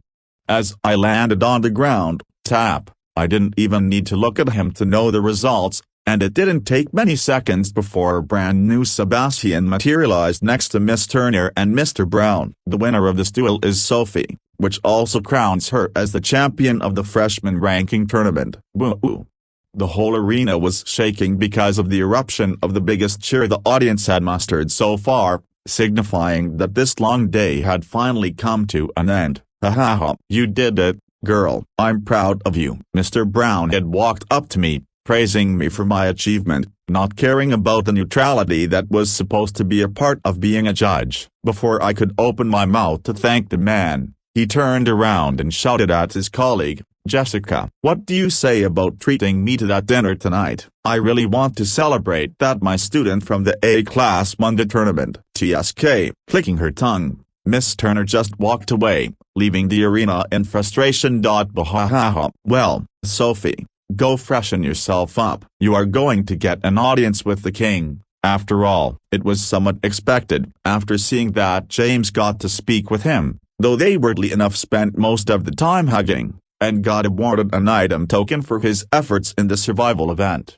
It made sense for the winner of the tournament to get the same treatment, if not better. Giving a small bow to my teacher, I paid my respect for his teachings. Thank you, Mr. Brown. It's all thanks to your lessons that I managed to win. Scratching the back of his neck, my teacher suddenly looked abashed, surprised at my sudden outburst. Well, thank you, Sophie, but I just did my job. Now go away. Hahaha. Turning away from my homeroom teacher and, to a large degree, mentor, I was planning on taking a very long shower before the nightly banquet started, where the king would be present, as well as the principal that we had yet to get to see. You are strong, truly strong. My journey was obstructed before it even began, as a purple-haired man stopped me. His face was still carrying an air of neutrality, uncaring and aloof, but somehow, I thought I could sense some other emotion painted on his face as well. I could only reciprocate with a childlike smile, deciding not to care about my feelings about the man and only taking his words for what they were. Thank you. And yes, I'm strong. Hee. For the first time, an incredibly subtle smile emerged on his face, or at least I wanted to believe so. Guess I had been conceited then. However, just wait. I'll definitely catch up to you, and when I do, we will fight again. With that, he walked away, his shoulders a lot more relaxed than usual. James's Pov. Yes, SHEDIDIT. Woo. Ooh, what are we celebrating? In my room, I was currently celebrating Sophie's accomplishment by myself, not the fact that she won but by she managed to make Sebastian reveal what manual he had. However, as I stared at the screen, there was something weird about the fact that there should only be me and Subme in this room, yet there was a third person who responded. Letting my gaze wander, I quickly found the incredibly suspicious culprit, currently sitting on one of my chairs at the tiny kitchen table, a slender man, with long flowing black hair, currently wearing a very nice gray suit. However, the most prominent feature of the man was something else entirely. What instantly captured the interest of my eyes was the mask he was wearing, with the white base, black and sockets to disguise his eyes, and embellished with red stripes. It was truly captivating. Imagining I could sense a smile behind the mask, I quickly dismissed Subme and started to walk in order to leave my apartment. I was not about to stay here while some kind of crazy person had invaded my privacy. Therefore, instead of screaming, putting myself at risk of triggering him, I just quietly let my feet carry me away, hoping he would be confused and let me go. Sadly, this did not happen. Now, Mr. Jackson, I would greatly appreciate it if you could just give me a couple of minutes of your time. How should I say it? It would be in line of manners to do so. Stopping, just before I could reach the doorknob, I turned around. There was no point in continuing the endeavor now that he had acknowledged that I was trying to escape. Of course, mister. Raising one of his legs over the other, he answered me with the silky sweet voice. Oh, excuse me. How rude to not introduce myself. My name is Mr. Lofison, and I'm just here to talk. After all, you are a very interesting person. As a purple light started glowing out of the black sockets of his mask, I felt a patch of cold sweat quickly start running down my back. Creator's thoughts. And if you are interested about why he is called Mr. Lofison, Google it. Comment 5. Vote to left. Sandgift Chapter 44. Mr. Lofison, having spent a couple of minutes in silence, having just brewed 2 cups of coffee, that we were both currently enjoying, I felt like I had to initiate the conversation. So excuse me, but what do you actually want? I'm assuming that you know something about me that makes you either feel like I have something you want or there is something you want me to do. It would most likely make our conversation a lot easier if I also knew what premise you're acting on. Placing his cup on the table, Mr. Lofison put his head in his hand as if he was disappointed in my reflection of the situation. Hey, you aren't exactly wrong about what you are saying, but why do you have to make it so boring? Why not play a little verbal cat and mouse for a bit, seeing if you can subtly pick up clues and hints about my identity, as to then turn the tables on me. If this was a normal situation, I might have done so. However, this was not a normal situation. In fact, this was one of the most abnormal scenes that I had ever found myself an actor in. This was because of two reasons. Firstly, there was the fact that he managed to sneak into my apartment without me noticing, clearly showing he was able to make his way in and out of the academy as he saw fit. Alternatively, he was either a student at the academy or part of the staff working at ONU. For me, the first alternative felt a lot more plausible. I doubted the fact that someone at the prestigious academy wouldn't be looked up to the point where it was unlikely for someone as shady as him to get hired. The second reason was a lot direr. The main reason why I didn't dare to try and play mind games with the man. He appeared to be incredibly relaxed even while infiltrating the academy and intruding in the apartment of one of their precious students. Simply put, he was either strong enough to not have to care, or he had the logistical freedom to know he could never get caught. Both of these rationales were enough to make me hesitant to risk angering him. Thus it was better to try and move along the conversation while still being polite. Instead of answering the man, I just looked at him with a smile, letting him know that my prior question was still in play. Tap, tap, tap. Letting his fingers dance on the table for a couple of seconds, he finally responded, "TSK, fine, I'll humor you. I'm here to ask you a couple of questions, and I would appreciate it if you answer them truthfully. I would go as far as to say that it would be in your best self-interest to do so." Once again, another statement that needed a bit of time to decipher. He was either threatening me, telling me that if I lied, or didn't answer his questions, he might hurt me, or he had something that could help me, maybe information or something tangible, that he wanted to bestow on me. No matter what, there was still only one right answer. I would prefer if I could get to know the questions before choosing if I want to answer them. The privacy of the individual is sacred, after all. If that is not possible, I'm assuming I don't have a choice in the matter anyway. Taking up his cup, he somehow took a sip of the hot brew through the wood of his mask, a magic trick he had already displayed several times already. You always have a choice, young man. It's the mindset of a weakling to think that they don't make their own decisions in life, pathetically eluding themselves by believing that just because someone is stronger, they cannot choose to do something. Shouldn't you be a perfect example of this? Mr. Lawfeason appeared to know about how I had lived during my short time at the academy,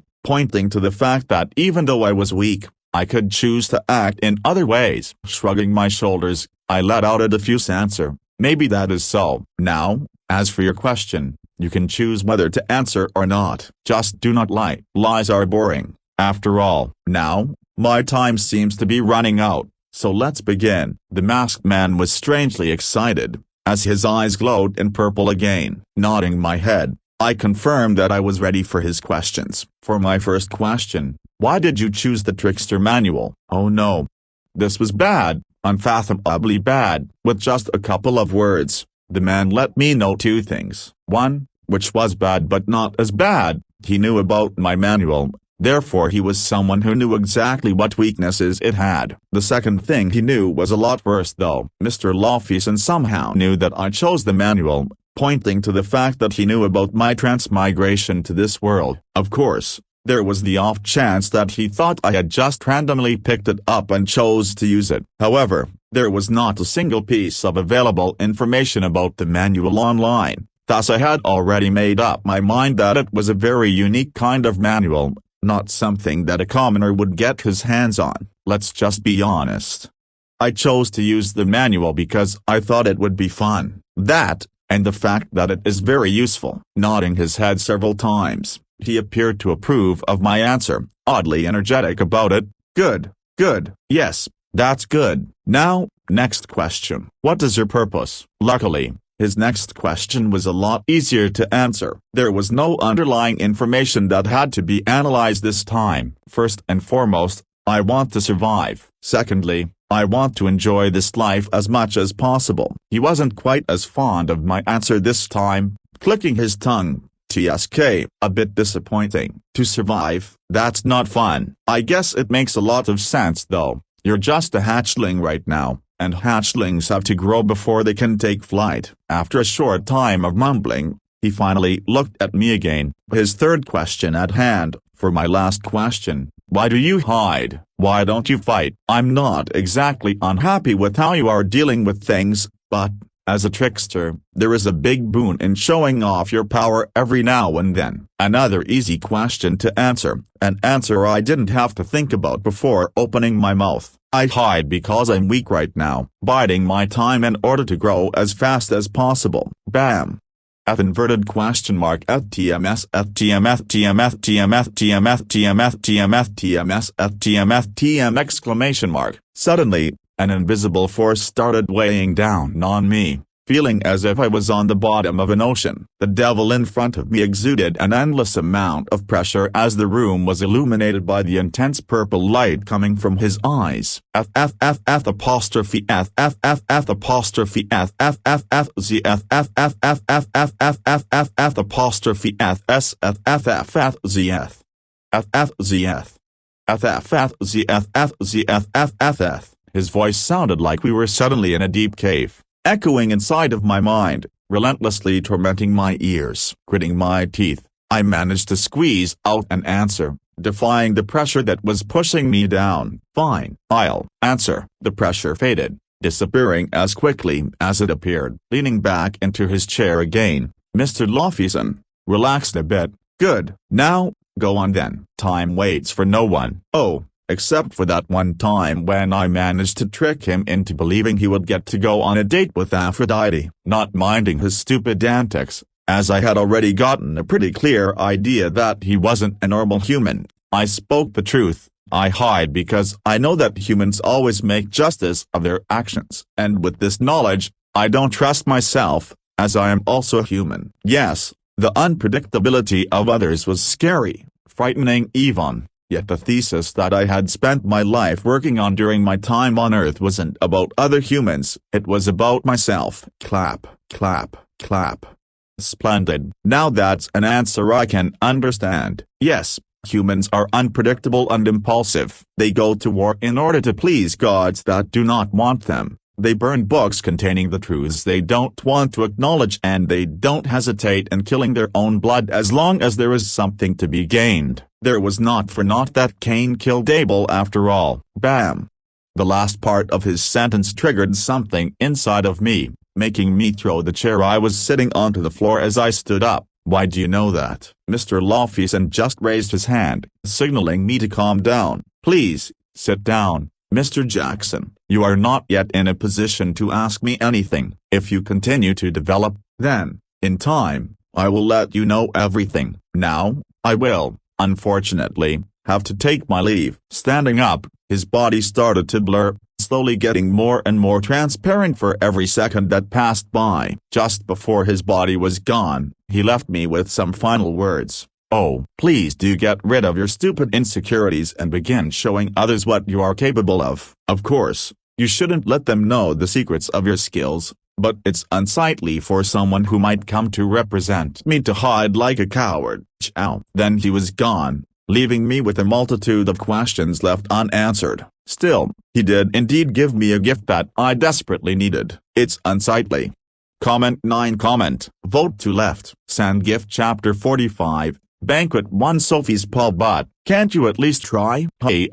Fine, I'll send him a text, but that's it, okay? The golden-haired princess was currently behaving opposite of what was expected of royalty, currently pouting and nagging me to try and get James to join us at the banquet. Just like with Anna, it was hard to understand just how different Sarah could act as she started to get comfortable with us. Granted, it was I who had told her to act more relaxed and friendly, but that didn't change the fact that her stupid interest in James was pretty annoying. Then again, who am I to talk? I fell in love with the virtual character in a game. Also, I was pretty sure that she wasn't actually in love with the goblin. At most, it was more akin to youthful curiosity, the product of her wondering about his mysterious ways. It was hard to get used to just how different the domestic population viewed things in this world. In my eyes, it was clear that he was just a pitiful man suffering from some kind of social anxiety, but in their eyes, he was a dutiful young man who never slacked off. not even making the time to come to the banquet. I couldn't say that he didn't spend all his time training,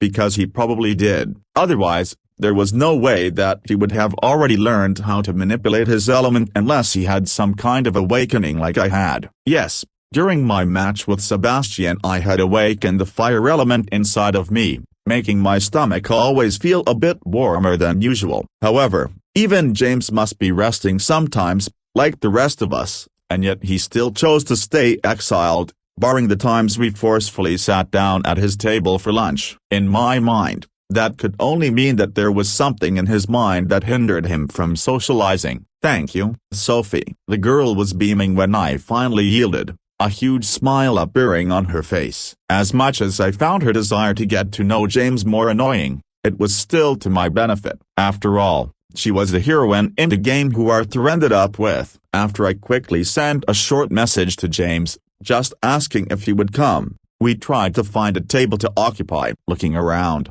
the banquet hall was truly amazing. Although it was placed in the huge main academy building, which pretty much was a castle where the principal lived, the room itself wasn't that big. However, the wine red and gold decor in the form of banners, carpets, and other ornaments were breathtaking. Golden lions were roaring in the walls, and the wine red filled up all the gaps. Lots of high round tables were placed around the room, making sure that one could put down their glasses of wine and talk. Several servers were walking around, holding trays filled with wine, champagne, and an assortment of different fancy foods, all suited to eat with one's hands. There weren't just students and teachers present in the hall, a lot of the higher nobility had sent someone to represent them, as well as some generals from the royal army. In other words, the military. And, the most esteemed guest of them all, the king was seated in the innermost part of the hall on a throne, the best position for everyone to see him. On his side,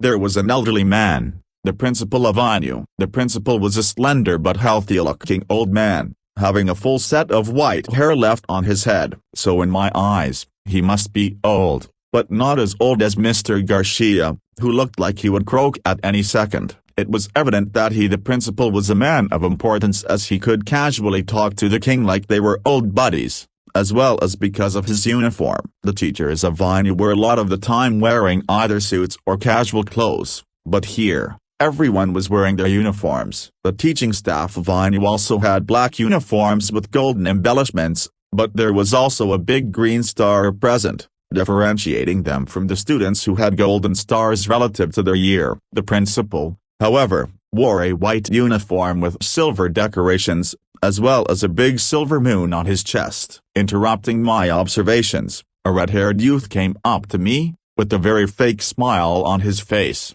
"Good evening, Miss Red, and congratulations. You truly bested us all." Lifting his glass of champagne, he saluted my achievements, but just seeing his face made my stomach turn. "What do you want, Mike?" I had no patience to deal with that stupid man right now, and Anna shared my sentiments. "Yeah, shouldn't you be out trying to convince your dad to give you more money? After how you fared in the tournament, it might be good if he sent you an essence of something to help you become stronger." His face twisted in anger because of the petite woman's sharp words, but he pulled through, getting to the core of why he approached us. "Well, Miss Red, I just wanted to tell you that the Denver family would be happy to take you in and help you cultivate your strength. I know what happened in the past was my fault, but I have changed my ways. So, what do you say?" The Denver house was powerful, immensely so. Their associate guild had plenty of A-rank hunters, and the guild master, Mike's father,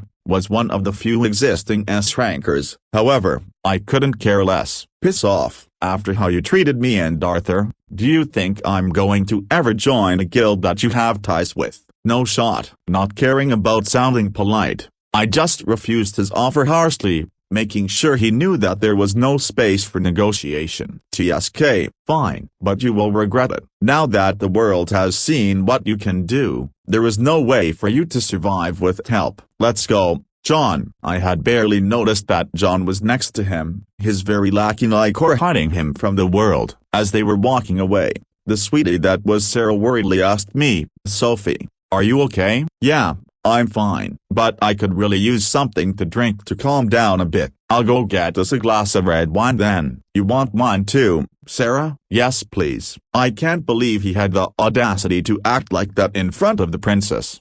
It was truly extraordinary that he hadn't cared about the fact that Sarah was also standing with us, as he was truly the epitome of a stereotypical haughty noble, with Bellatrix being a close second. I had been thinking that he at least would show proper respect in front of royalty, but that had not been the case. Before Anna could even bring back the drinks, Sarah couldn't hold back her urge to ask a very important question, at least in her mind. So, did you get an answer from James? Hey, let me check. Bringing my watch up, I activated the projection and looked through my messages. Lo and behold, I had actually gotten an answer. A part of me had assumed that the loner would just ignore me and continue doing whatever he was doing in that dungeon of his. Sorry, busy. Maybe another time. GL, try not to burn the place down with your upset stomach.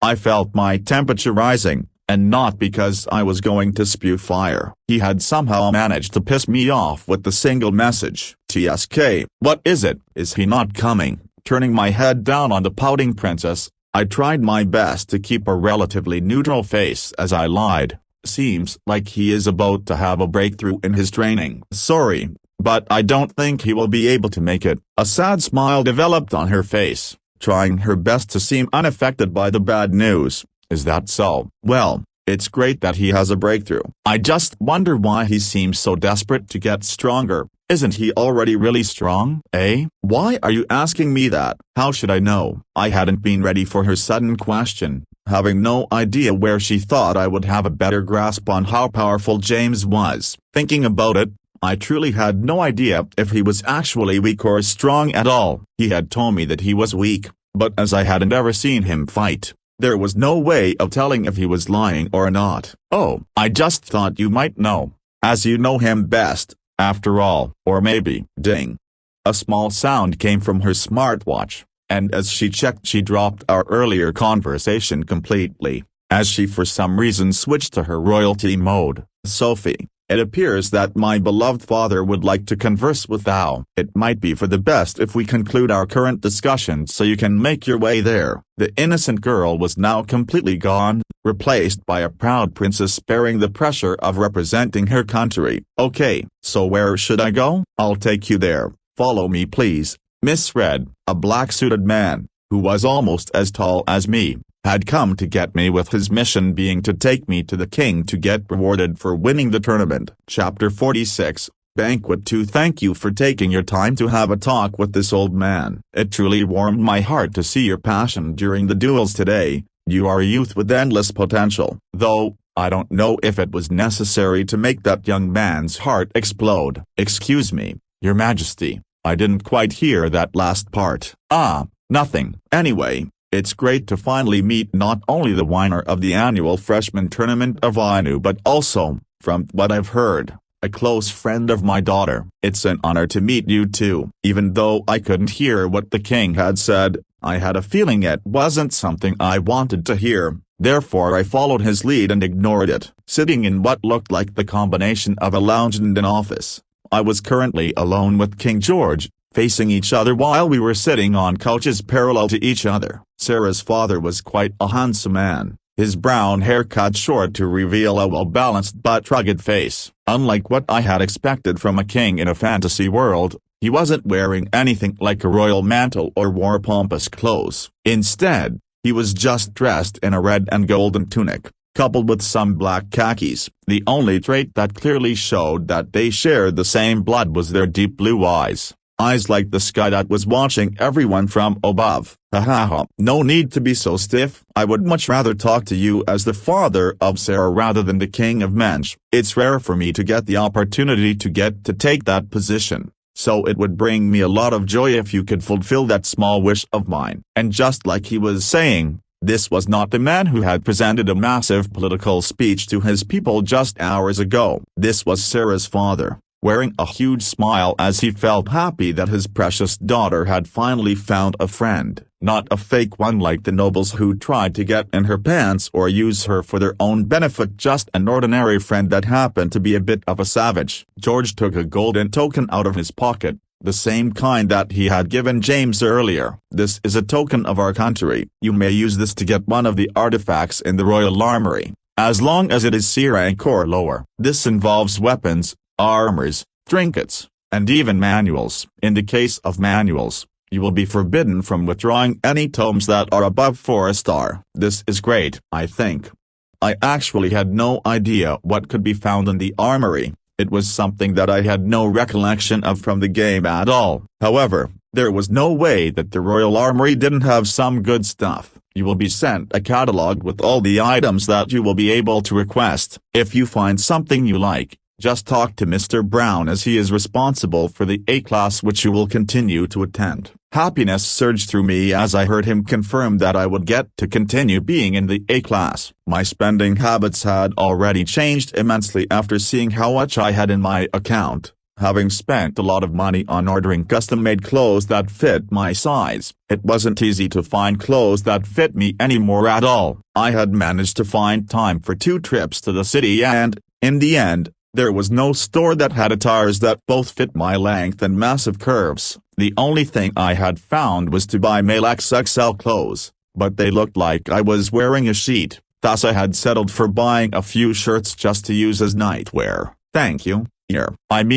thank you, Mr. Lint. Suddenly his face changed, making a transformation very much like his daughter did, his demeanor turning grim. There is one other thing we have to talk about before we can have a casual talk. It's about your manual. Sophie, you are in possession of the Dragoon manual, right? The jig was already up. It was no way that my display during the tournament wouldn't have made everyone watching aware of what skills I had. So, I didn't feel bad about confirming his words. I do. Is that a problem? Still keeping his serious face, he explained the situation as transparently as possible, making sure I knew what I had gotten myself into. Miss Red, I am aware that you come from a commoner's background, even being an orphan without parents to guide you, but you having that manual means that you are a very high priority target for a lot of organizations. It was the same thing that Mike had talked about earlier, that I would be in danger and would need someone to protect me. Noticing my questioning gaze,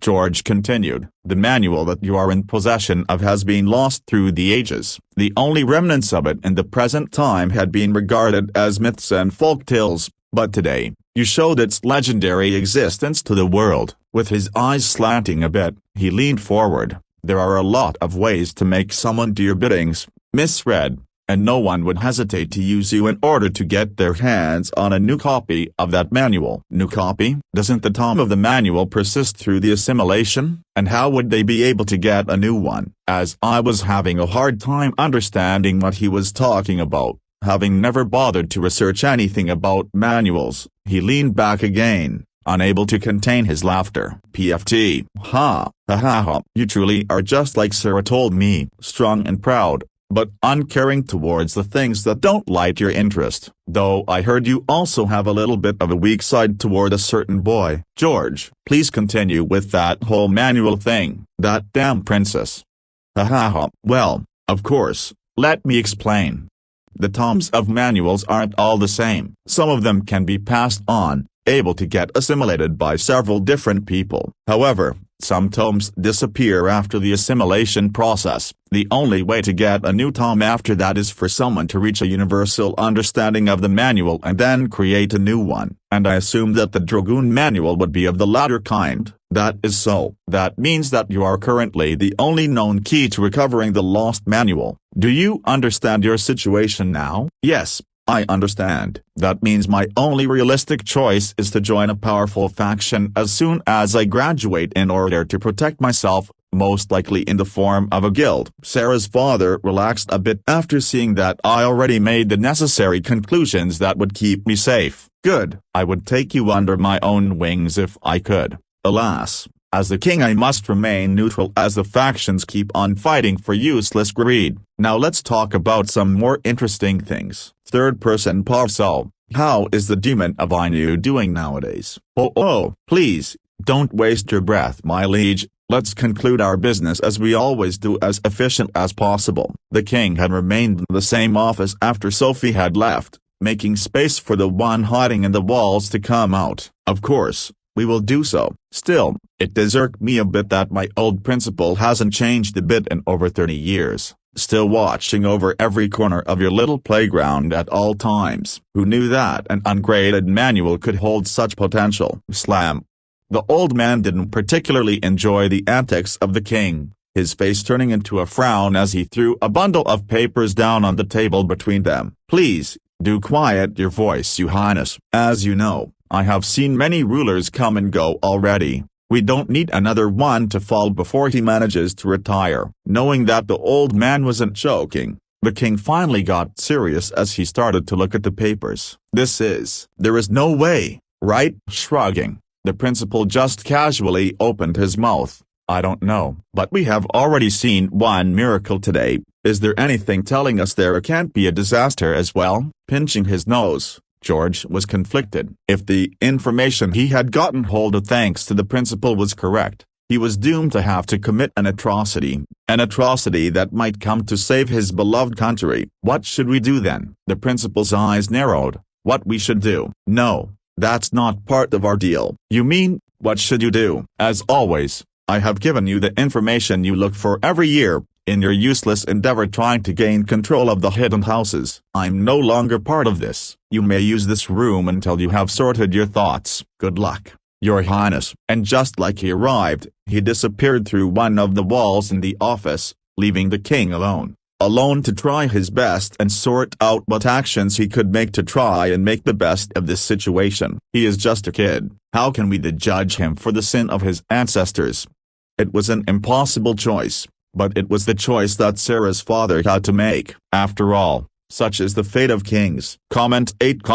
Vote to left. Sandgift Chapter 47. Words from the author. We have now finished the first arc of Trickster. For all the people reading this, thank you so much for taking the time to read my little story. Now, I know that a lot of people who read my earlier work might be a bit disappointed at how this one started, as it is very much a rewrite of TWE. But hopefully, you have begun to see that things are starting to bubble. Also, the pretty frantic change of pause might deter a lot of people from continuing to read, but they are quite important during the early stages of the story. I want you, as the reader, to experience how the different characters look at things from different perspectives, imagining how different someone from a fantasy world might interpret things. Maybe this was too obvious, maybe it wasn't clear enough. I don't know, but so far I'm quite happy with how it turned out. Hopefully, I can continue to produce chapters that I feel content with, as we go along and get to experience this new world that we don't even know the name of yet. As a side note,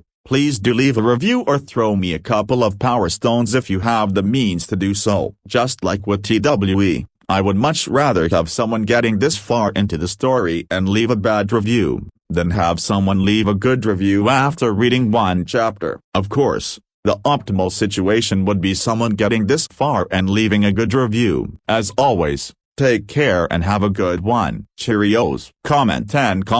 Vote to left. Sandgift Chapter 48. A new week. James's pop leaving Submi at home, spending the day alternating between meditating and punishing the poor dummy in my practice room. My feet were carrying me over the academy grounds. Today, something was clearly different. The other students all looked at me with a range of different expressions, everyone seemingly having some kind of opinion on me after the tournament. Hey, James. The huge girl had arrived, now jogging to get to me after she noticed my presence, giving me a lot of eye candy on her way as her curves couldn't quite keep up with the movement. Looking up at her, it was hard to imagine that this innocent-looking girl, albeit large, had crushed someone's heart yesterday. Can I help you with anything? Her forehead creased as she spoke about yesterday. So you are just going to pretend like nothing happened yesterday? First, you suddenly just skipped the tournament after playing around with Arthur for some reason I don't even want to know. Then my mind zoned out as she kept blabbering on and on about the events that had unraveled yesterday. So I just kept walking as she spoke, though I could hear her tone getting harsher. My mind just wouldn't allow me to focus on what she was vocalizing. "Are you listening to me?" She had grabbed my shoulder in an unrelenting iron grip, making sure I wouldn't be able to move before I had gotten the sermon I deserved. However, my mind was too tired, too exhausted after having spent most of the night thinking about anything and everything. Turning my eyes up from the ground, I gave the woman a forced smile. "Please let go of me, Sophie. Honestly, I don't have the energy for this right now. You can beat me up later if you want, but for now, just let me get to class." The anger in her face quickly started to disappear as the Amazon became speechless, unable to comprehend what was happening. So, she released me. "Thank you. See you in class." As you have seen on your smartwatches, and as you can see around you, there have been a lot of changes after the weekend. Everyone, please make sure to welcome the newcomers to the class consisting of James, Sebastian, Suzanne, and Adriana. They will be taking the places of Bellatrix, John, Sarah, and Peter. After all was said and done, half of the class had been switched out, something that had seldom happened in the history of the academy. The reason? All of the students were in many ways pretty even if one considered their stats. Thus the first distribution had pretty much been randomized. Thus, the ranking event ended up shaking things up a lot. However, this was a fact that was still unbeknownst to all of us. In my mind, the A and the B classes were now fairly representative of the strong and the weak, with me as a bit of an outlier. What Mr. Lawfeason said had been stuck in my mind all night, and in the end, I was forced to look at myself more objectively. If I were to look at someone else's status right now, it would probably be obvious that I wasn't weaker than them. Though I had come to accept that I probably wasn't weak,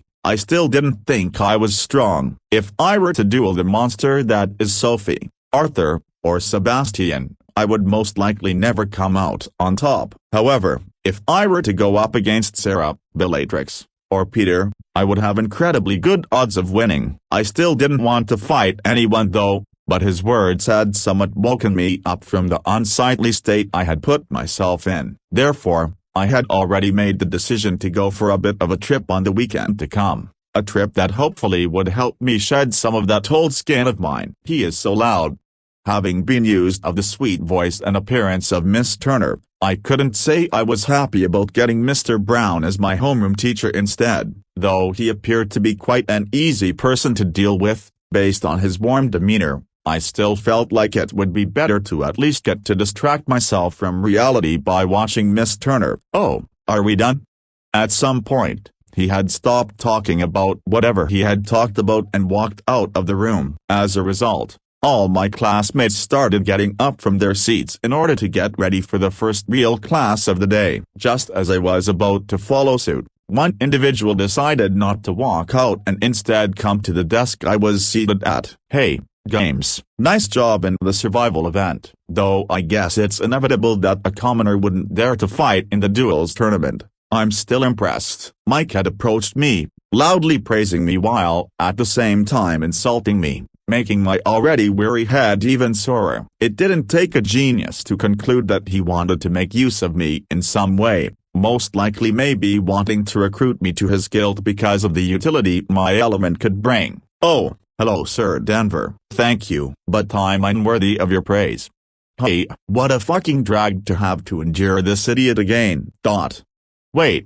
Noticing how the fake smile of Mike slowly twisted into an intense scowl, I realized my mistake. An honest mistake to be fair. It was hard to control two bodies when my head wasn't in the right place. "What did you say to me, commoner?" It was frustrating, having just lost one of the persons I felt like I had a pretty good grasp of. It was as if I played a gacha game and I accidentally killed off one of my heroines. Knowing there was no coming back from here, I just brought out a bright smile. "Haha, calm down there, no need to be so angry. Now, what about you just let me get to class and we will pretend like this never happened." Sounds good." At this point, I was legitimately afraid that he might suffer from an aneurysm. Wait, is that even a thing in this world? You want me to forget about this? How about you get on your knees and apologize, you filthy commoner? Suddenly, A very familiar move was used on the unsuspecting mind as a hand was placed on his shoulder, throwing him off his plans of showing me my place. "Mike, get over yourself." "James, come on, let's go." Sophie had for some reason stayed behind when the others were leaving, and after hearing Mike yelling, she had gone back into the classroom just to see the situation. As I walked past Mike, who was growling in frustration, I made sure to give him another big smile, before Sir let him go and followed me out of the classroom. Hurrying to my side, walking beside me in the corridor, she couldn't stay quiet. "James, what the fuck are you doing? Why are you acting like this all of a sudden?" Turning to her with the same smile I had shown Mike, my patience had also reached its limit. "Sophie, I do appreciate you helping me, even though I was fine, but please, leave me alone. If there is something you want to talk about, you can come over to my apartment after class." Having spent the last of my energy reserves, my feet started to drag me to my destination. "Where are you going, James?" "I'm going to sleep." Sophie's paw. "Stop. Let's take a break." "Sit down, Red." "Arg, fine." Taking a seat in the middle of the arena, I couldn't argue with my instructor about stopping our sparring, and for a good reason. "Now, I know there is something you are thinking about, but it's completely disrupting your flow. Because your mind is preoccupied, your body is slow and mechanical. Take the rest of the lesson and process whatever you are thinking about. I expect you to be ready to fight after lunch." Letting my arms hold my body up, I leaned back and looked up at the ceiling, my thoughts still turbulent and confused. Not only was it not enough for James to constantly make me angry, but now, he had forced me to get worried about him as well. It was stupid, idiotic even, as I barely knew the man. There wasn't much of a difference in the duration I had known him and my other classmates, yet the fact that we originated from the same world was somehow enough for me to feel some kind of connection to him. "Hey, is it really just that you are tired?" That I let go of the power in my arms, making my body fall to the ground as I continued to ponder just what could have made the silly joker act like he had done this morning. James's pub. Large clouds of mist were dancing over a flowery field of green, telling me through their movement to follow them, without me having to decide whether to do so or not. I floated behind them as we quickly passed eons of evolution, ending up at the time when humans were walking the lands. It didn't take long until skyscrapers had been built and cars dominated the roads, slowly but surely clenching the world that had birthed them. Finally, we had reached our destination as the mist led me into a familiar house, a house I had seen so many times during my time on Earth. Flying in through the window, my vision was filled with the memory I never wanted to think of again. Luckily, my hero had come to save me once again. Knock, knock, knock. I finally woke up, tears in my eyes and my body trembling with weakness, all thanks to the sound of a loud knock on my door. Chapter 49, Tea Time. Trying my best to repress the emotions that were erupting inside of me, I got out of my bed and went to answer the door, knowing full well how taxing the upcoming encounter would be. Even if I couldn't say that I slept well, I did at least sleep, meaning my mind felt at least a bit fresher than before. Click welcome in. Tea, trying my best to uphold a friendly fight.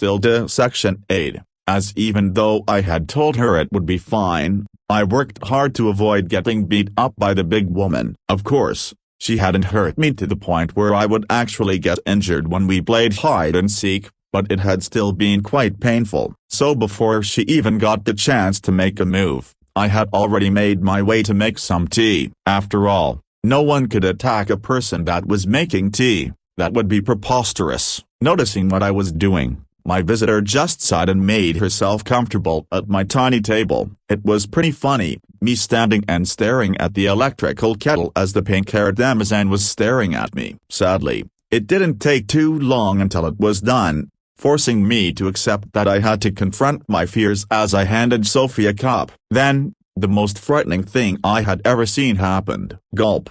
The girl just took a huge mouthful of the scalding hot tea as soon as handed I her the drink, and swallowed it. "Thank you. It smells pretty great. What kind of tea is it?" But she didn't scream. No, Her face didn't react at all as she poured the almost boiling liquid down her throat like it was a glass of water. With my words as a trigger though, she just realized what a monstrous feat she had done. Oh shit, what the fuck? Did I just drink that? That seems to be the case, ma'am. It appeared that Sophie was just as shocked as I was, her eyes opening wide as the sudden realization. After spending a few seconds being astonished, the girl calmed down, her cheeks red with shame. Please don't tease me about this. PFFT. Ha. This was all too chaotic for me to control myself. Sophie had somehow managed to put me on a ridiculous roller coaster of emotions that my tired brain just couldn't handle. Shut up, you.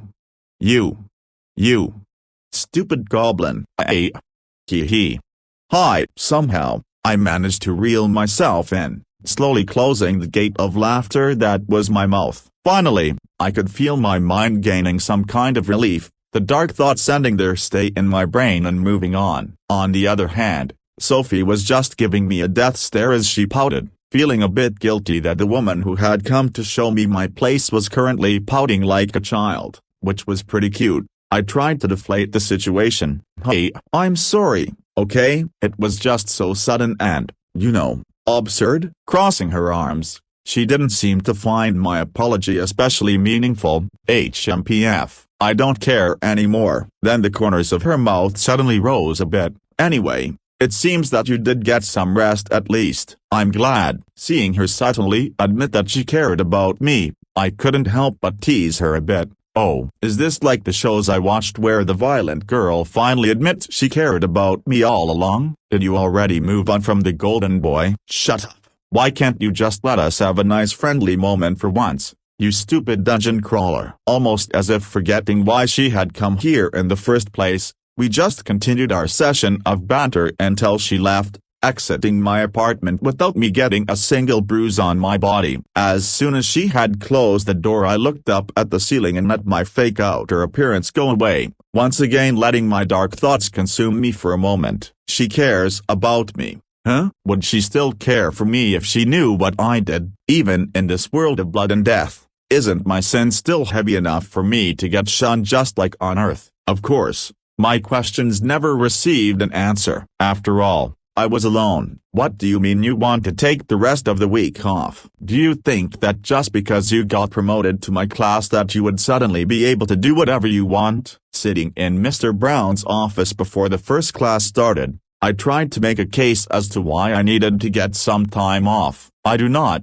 Mr. Brown. However, this is something I want to do. No, this is something I have to do. As a man, how could I allow myself to not follow my convictions? It was obvious that the man behind his desk reacted to my words as they resonated with the very core of his being, making his round shoulders slump a little. Sadly, even though he seemed to personally agree with me on a deep emotional level, things weren't quite so simple. Kid, I don't know what it is you have to do, and I don't want to know either. But I still can't just accept such a sudden request. I'm sorry, but let the young man go. Rotating my vision, there was now another man standing in the room with us, able to somehow emerge without the sound. When my teacher saw the man, he quickly stood up and bowed. My greetings to the principal. Oh, so this elderly man is the principal?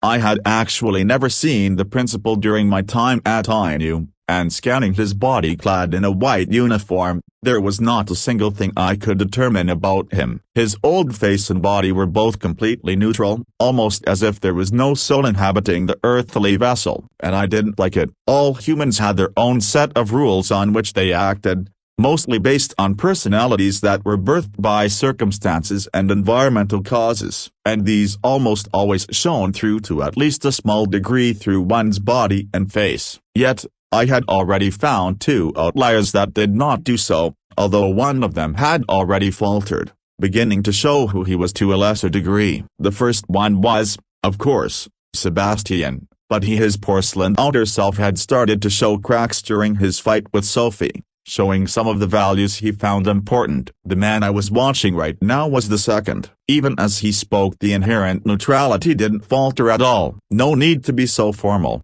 Oliver. Just let young James get his week off. You have my permission to do so. Now, I will be going. Clack. dawn when he exited the room. I could clearly hear the sounds of him opening and closing the door, something that caused my mind to rapidly spin. When he entered the room, he didn't make those sounds. That means that he either didn't use the door at all, or he has some kind of skill that eliminates sound. But why would he feel the need to do so when he just barged in anyway? Two different hypotheses, with one making a lot more sense than the other. So what kind of manual lets you move through walls? It might be some kind of application that wasn't possible in the game. That would mean that all of the... I guess that settles it then. You are free to leave, but do know, if I don't see you on Monday in class, I will make you spar with me every night for the whole week. Oliver didn't let me conclude my thoughts before he concluded our discussion, clearly motioning for me to leave his office and get on my way. Getting permission to skip class felt both great and awful, creating a vortex of conflicting emotions churning in my soul. The reason behind my desire to leave the academy was both something I had to do, and at the same time desperately wanted to escape from. Let's get used to killing then.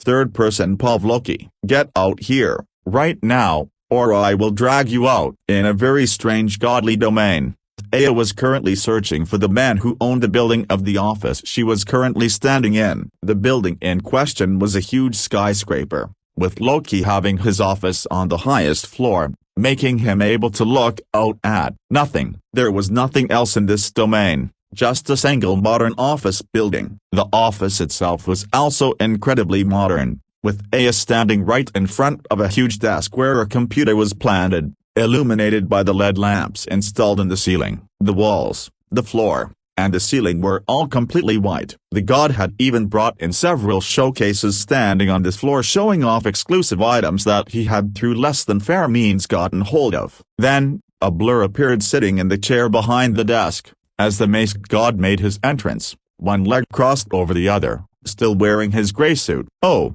I did not expect guests at this time. Do excuse my tardiness. Now, what is so important that the little Miss A broke her own desire of not seeing me for a millennium? Golden light started to shine around the extremely curvy god as her white robe started to flutter as if catching the wind. First of all, just because you are older than me does not mean you get to call me miss. Secondly, you broke your promise of leaving James alone. Therefore, I am here as the ruling god to judge the god of mischief. Comment for comment. Vote to left. Sandgift Chapter 50, Kobold Cave 1. If not for the mental anguish that I was feeling at the time, knowing what I was going to force myself to do, flying above the landscapes of Mensch would probably have been an amazing experience. Below me, I could see a mixture of well-developed cities, lush forests, and green fields passing by as I continued to use my little black wings to guide me forward. Mensch was truly a very beautiful country, and it was hard to believe that these lands had a history of constantly waging war,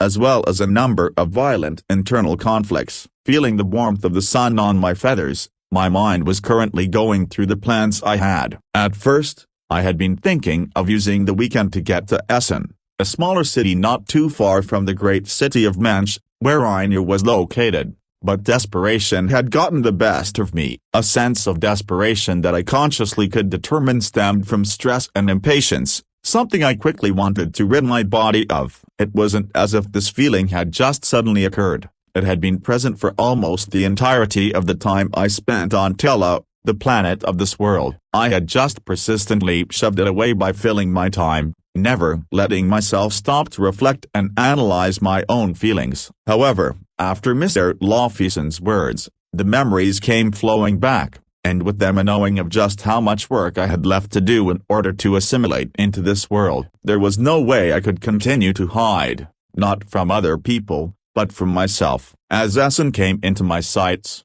I steeled my heart once more. It was time to become a fully fledged inhabitant of Tela.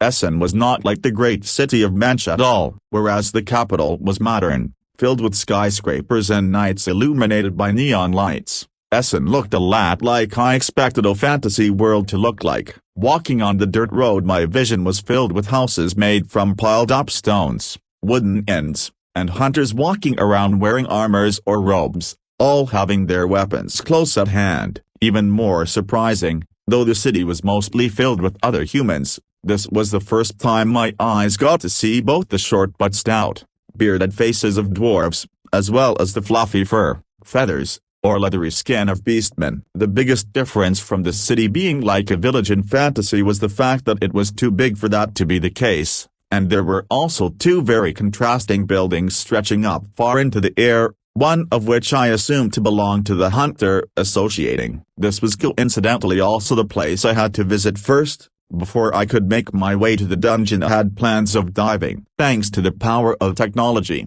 there was no need for me to ask for directions as my smartwatch was already showing me the way, thus it didn't take long before the automatic doors of the office building opened up, showing me yet another contrasting sight to the outside. An incredibly modern space where people in suits were running around, talking on their phones, and carrying briefcases. In front of me was a line of hunters, obvious by their very fantasy-looking clothes, with some wearing big metal armors, some clad in hardened leather, and some of them having robes falling down their bodies. For some reason, my social anxiety wasn't even triggered in this situation as I took my place in the line to the reception where I wanted to get the information I needed. My mind was still too muddled with the intrusive thoughts that wouldn't leave me alone. Therefore I just impatiently waited for my turn to talk to the lady standing behind the counter. Thankfully, the line moved quickly, as no one appeared to have the time or the want of dragging things out. "Oh,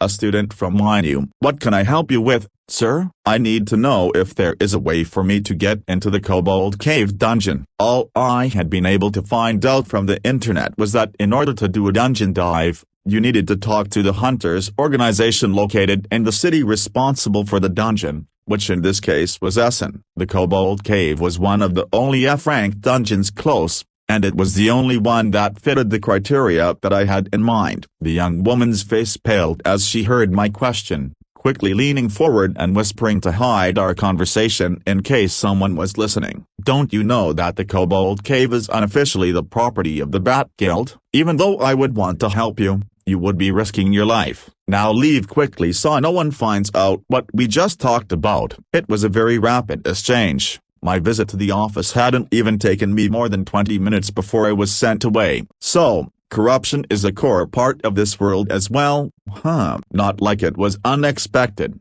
Her words also explained the second skyscraper in Essen, naturally, as it should belong to the Bat Guild, which I assumed was the only prominent guild in this small town. Still, I wouldn't let something as silly as that keep me from entering the dungeon. After all, I had a lot of tricks up my sleeve that I could use. But first things first, let's find an inn to stay at. Hopefully, I have enough money for the week.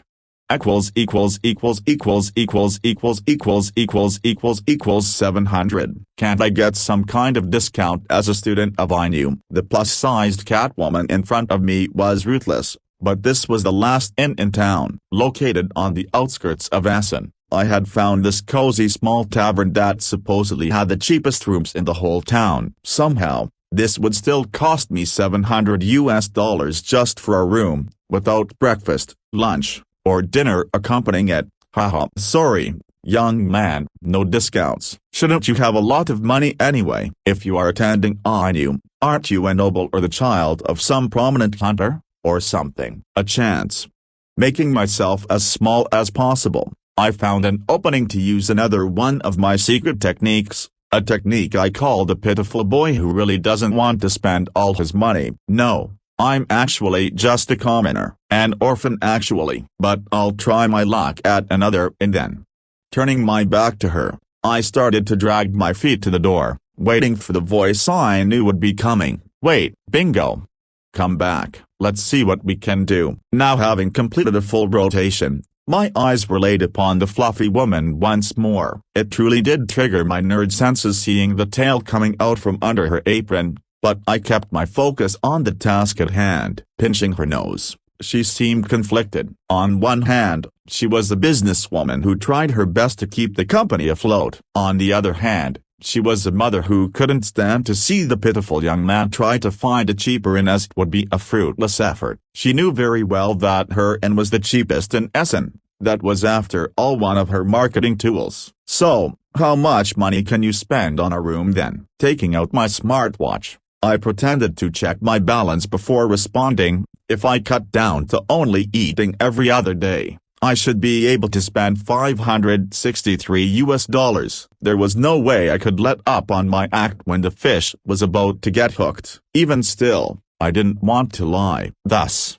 I made a quick calculation of how much it would cost me to eat if I were to buy groceries in town. Not feeling a need to tell her that my inventory was full of food I brought with me from the academy. Her eyes started to waver, but she did a good job keeping herself from letting out a tear. Knowing weakness was a trait to be shunned in her line of work. You can have the room for $500. Also, breakfast is on the house. Letting my face turn into a bright smile, I looked up at the fluffy, in two ways, woman and finished the theater I had set in motion. Thank you. Truly, thank you so much. Throwing my room key at me, she just waved me off. Just go already. You can pay after you have gotten your room sorted. So, this is a dungeon? It's actually a freaking portal. I was currently hanging out in a tree next to the mine where the dungeon was supposed to be located in, but instead of just being an ordinary cave like I thought, there was a bright blue vortex of energy that was obviously a portal. Outside of it, there were several armed men making sure no one could enter without their permission, all of them looking a lot like bandits as their heads were all adorned with bandanas, all carrying a symbol of a bat. Pulling. Having gotten a text on my watch, I quickly opened the holographic screen and checked what it was about. It was a text sent by my former teacher, Miss Turner. Mr. Jackson, I heard you are absent from the academy this week. I just wanted to let you know that even though I'm officially not your homeroom teacher anymore, I'm still here if you need help. Also, I need to talk to you when you get back. Take care of yourself. What is she on about?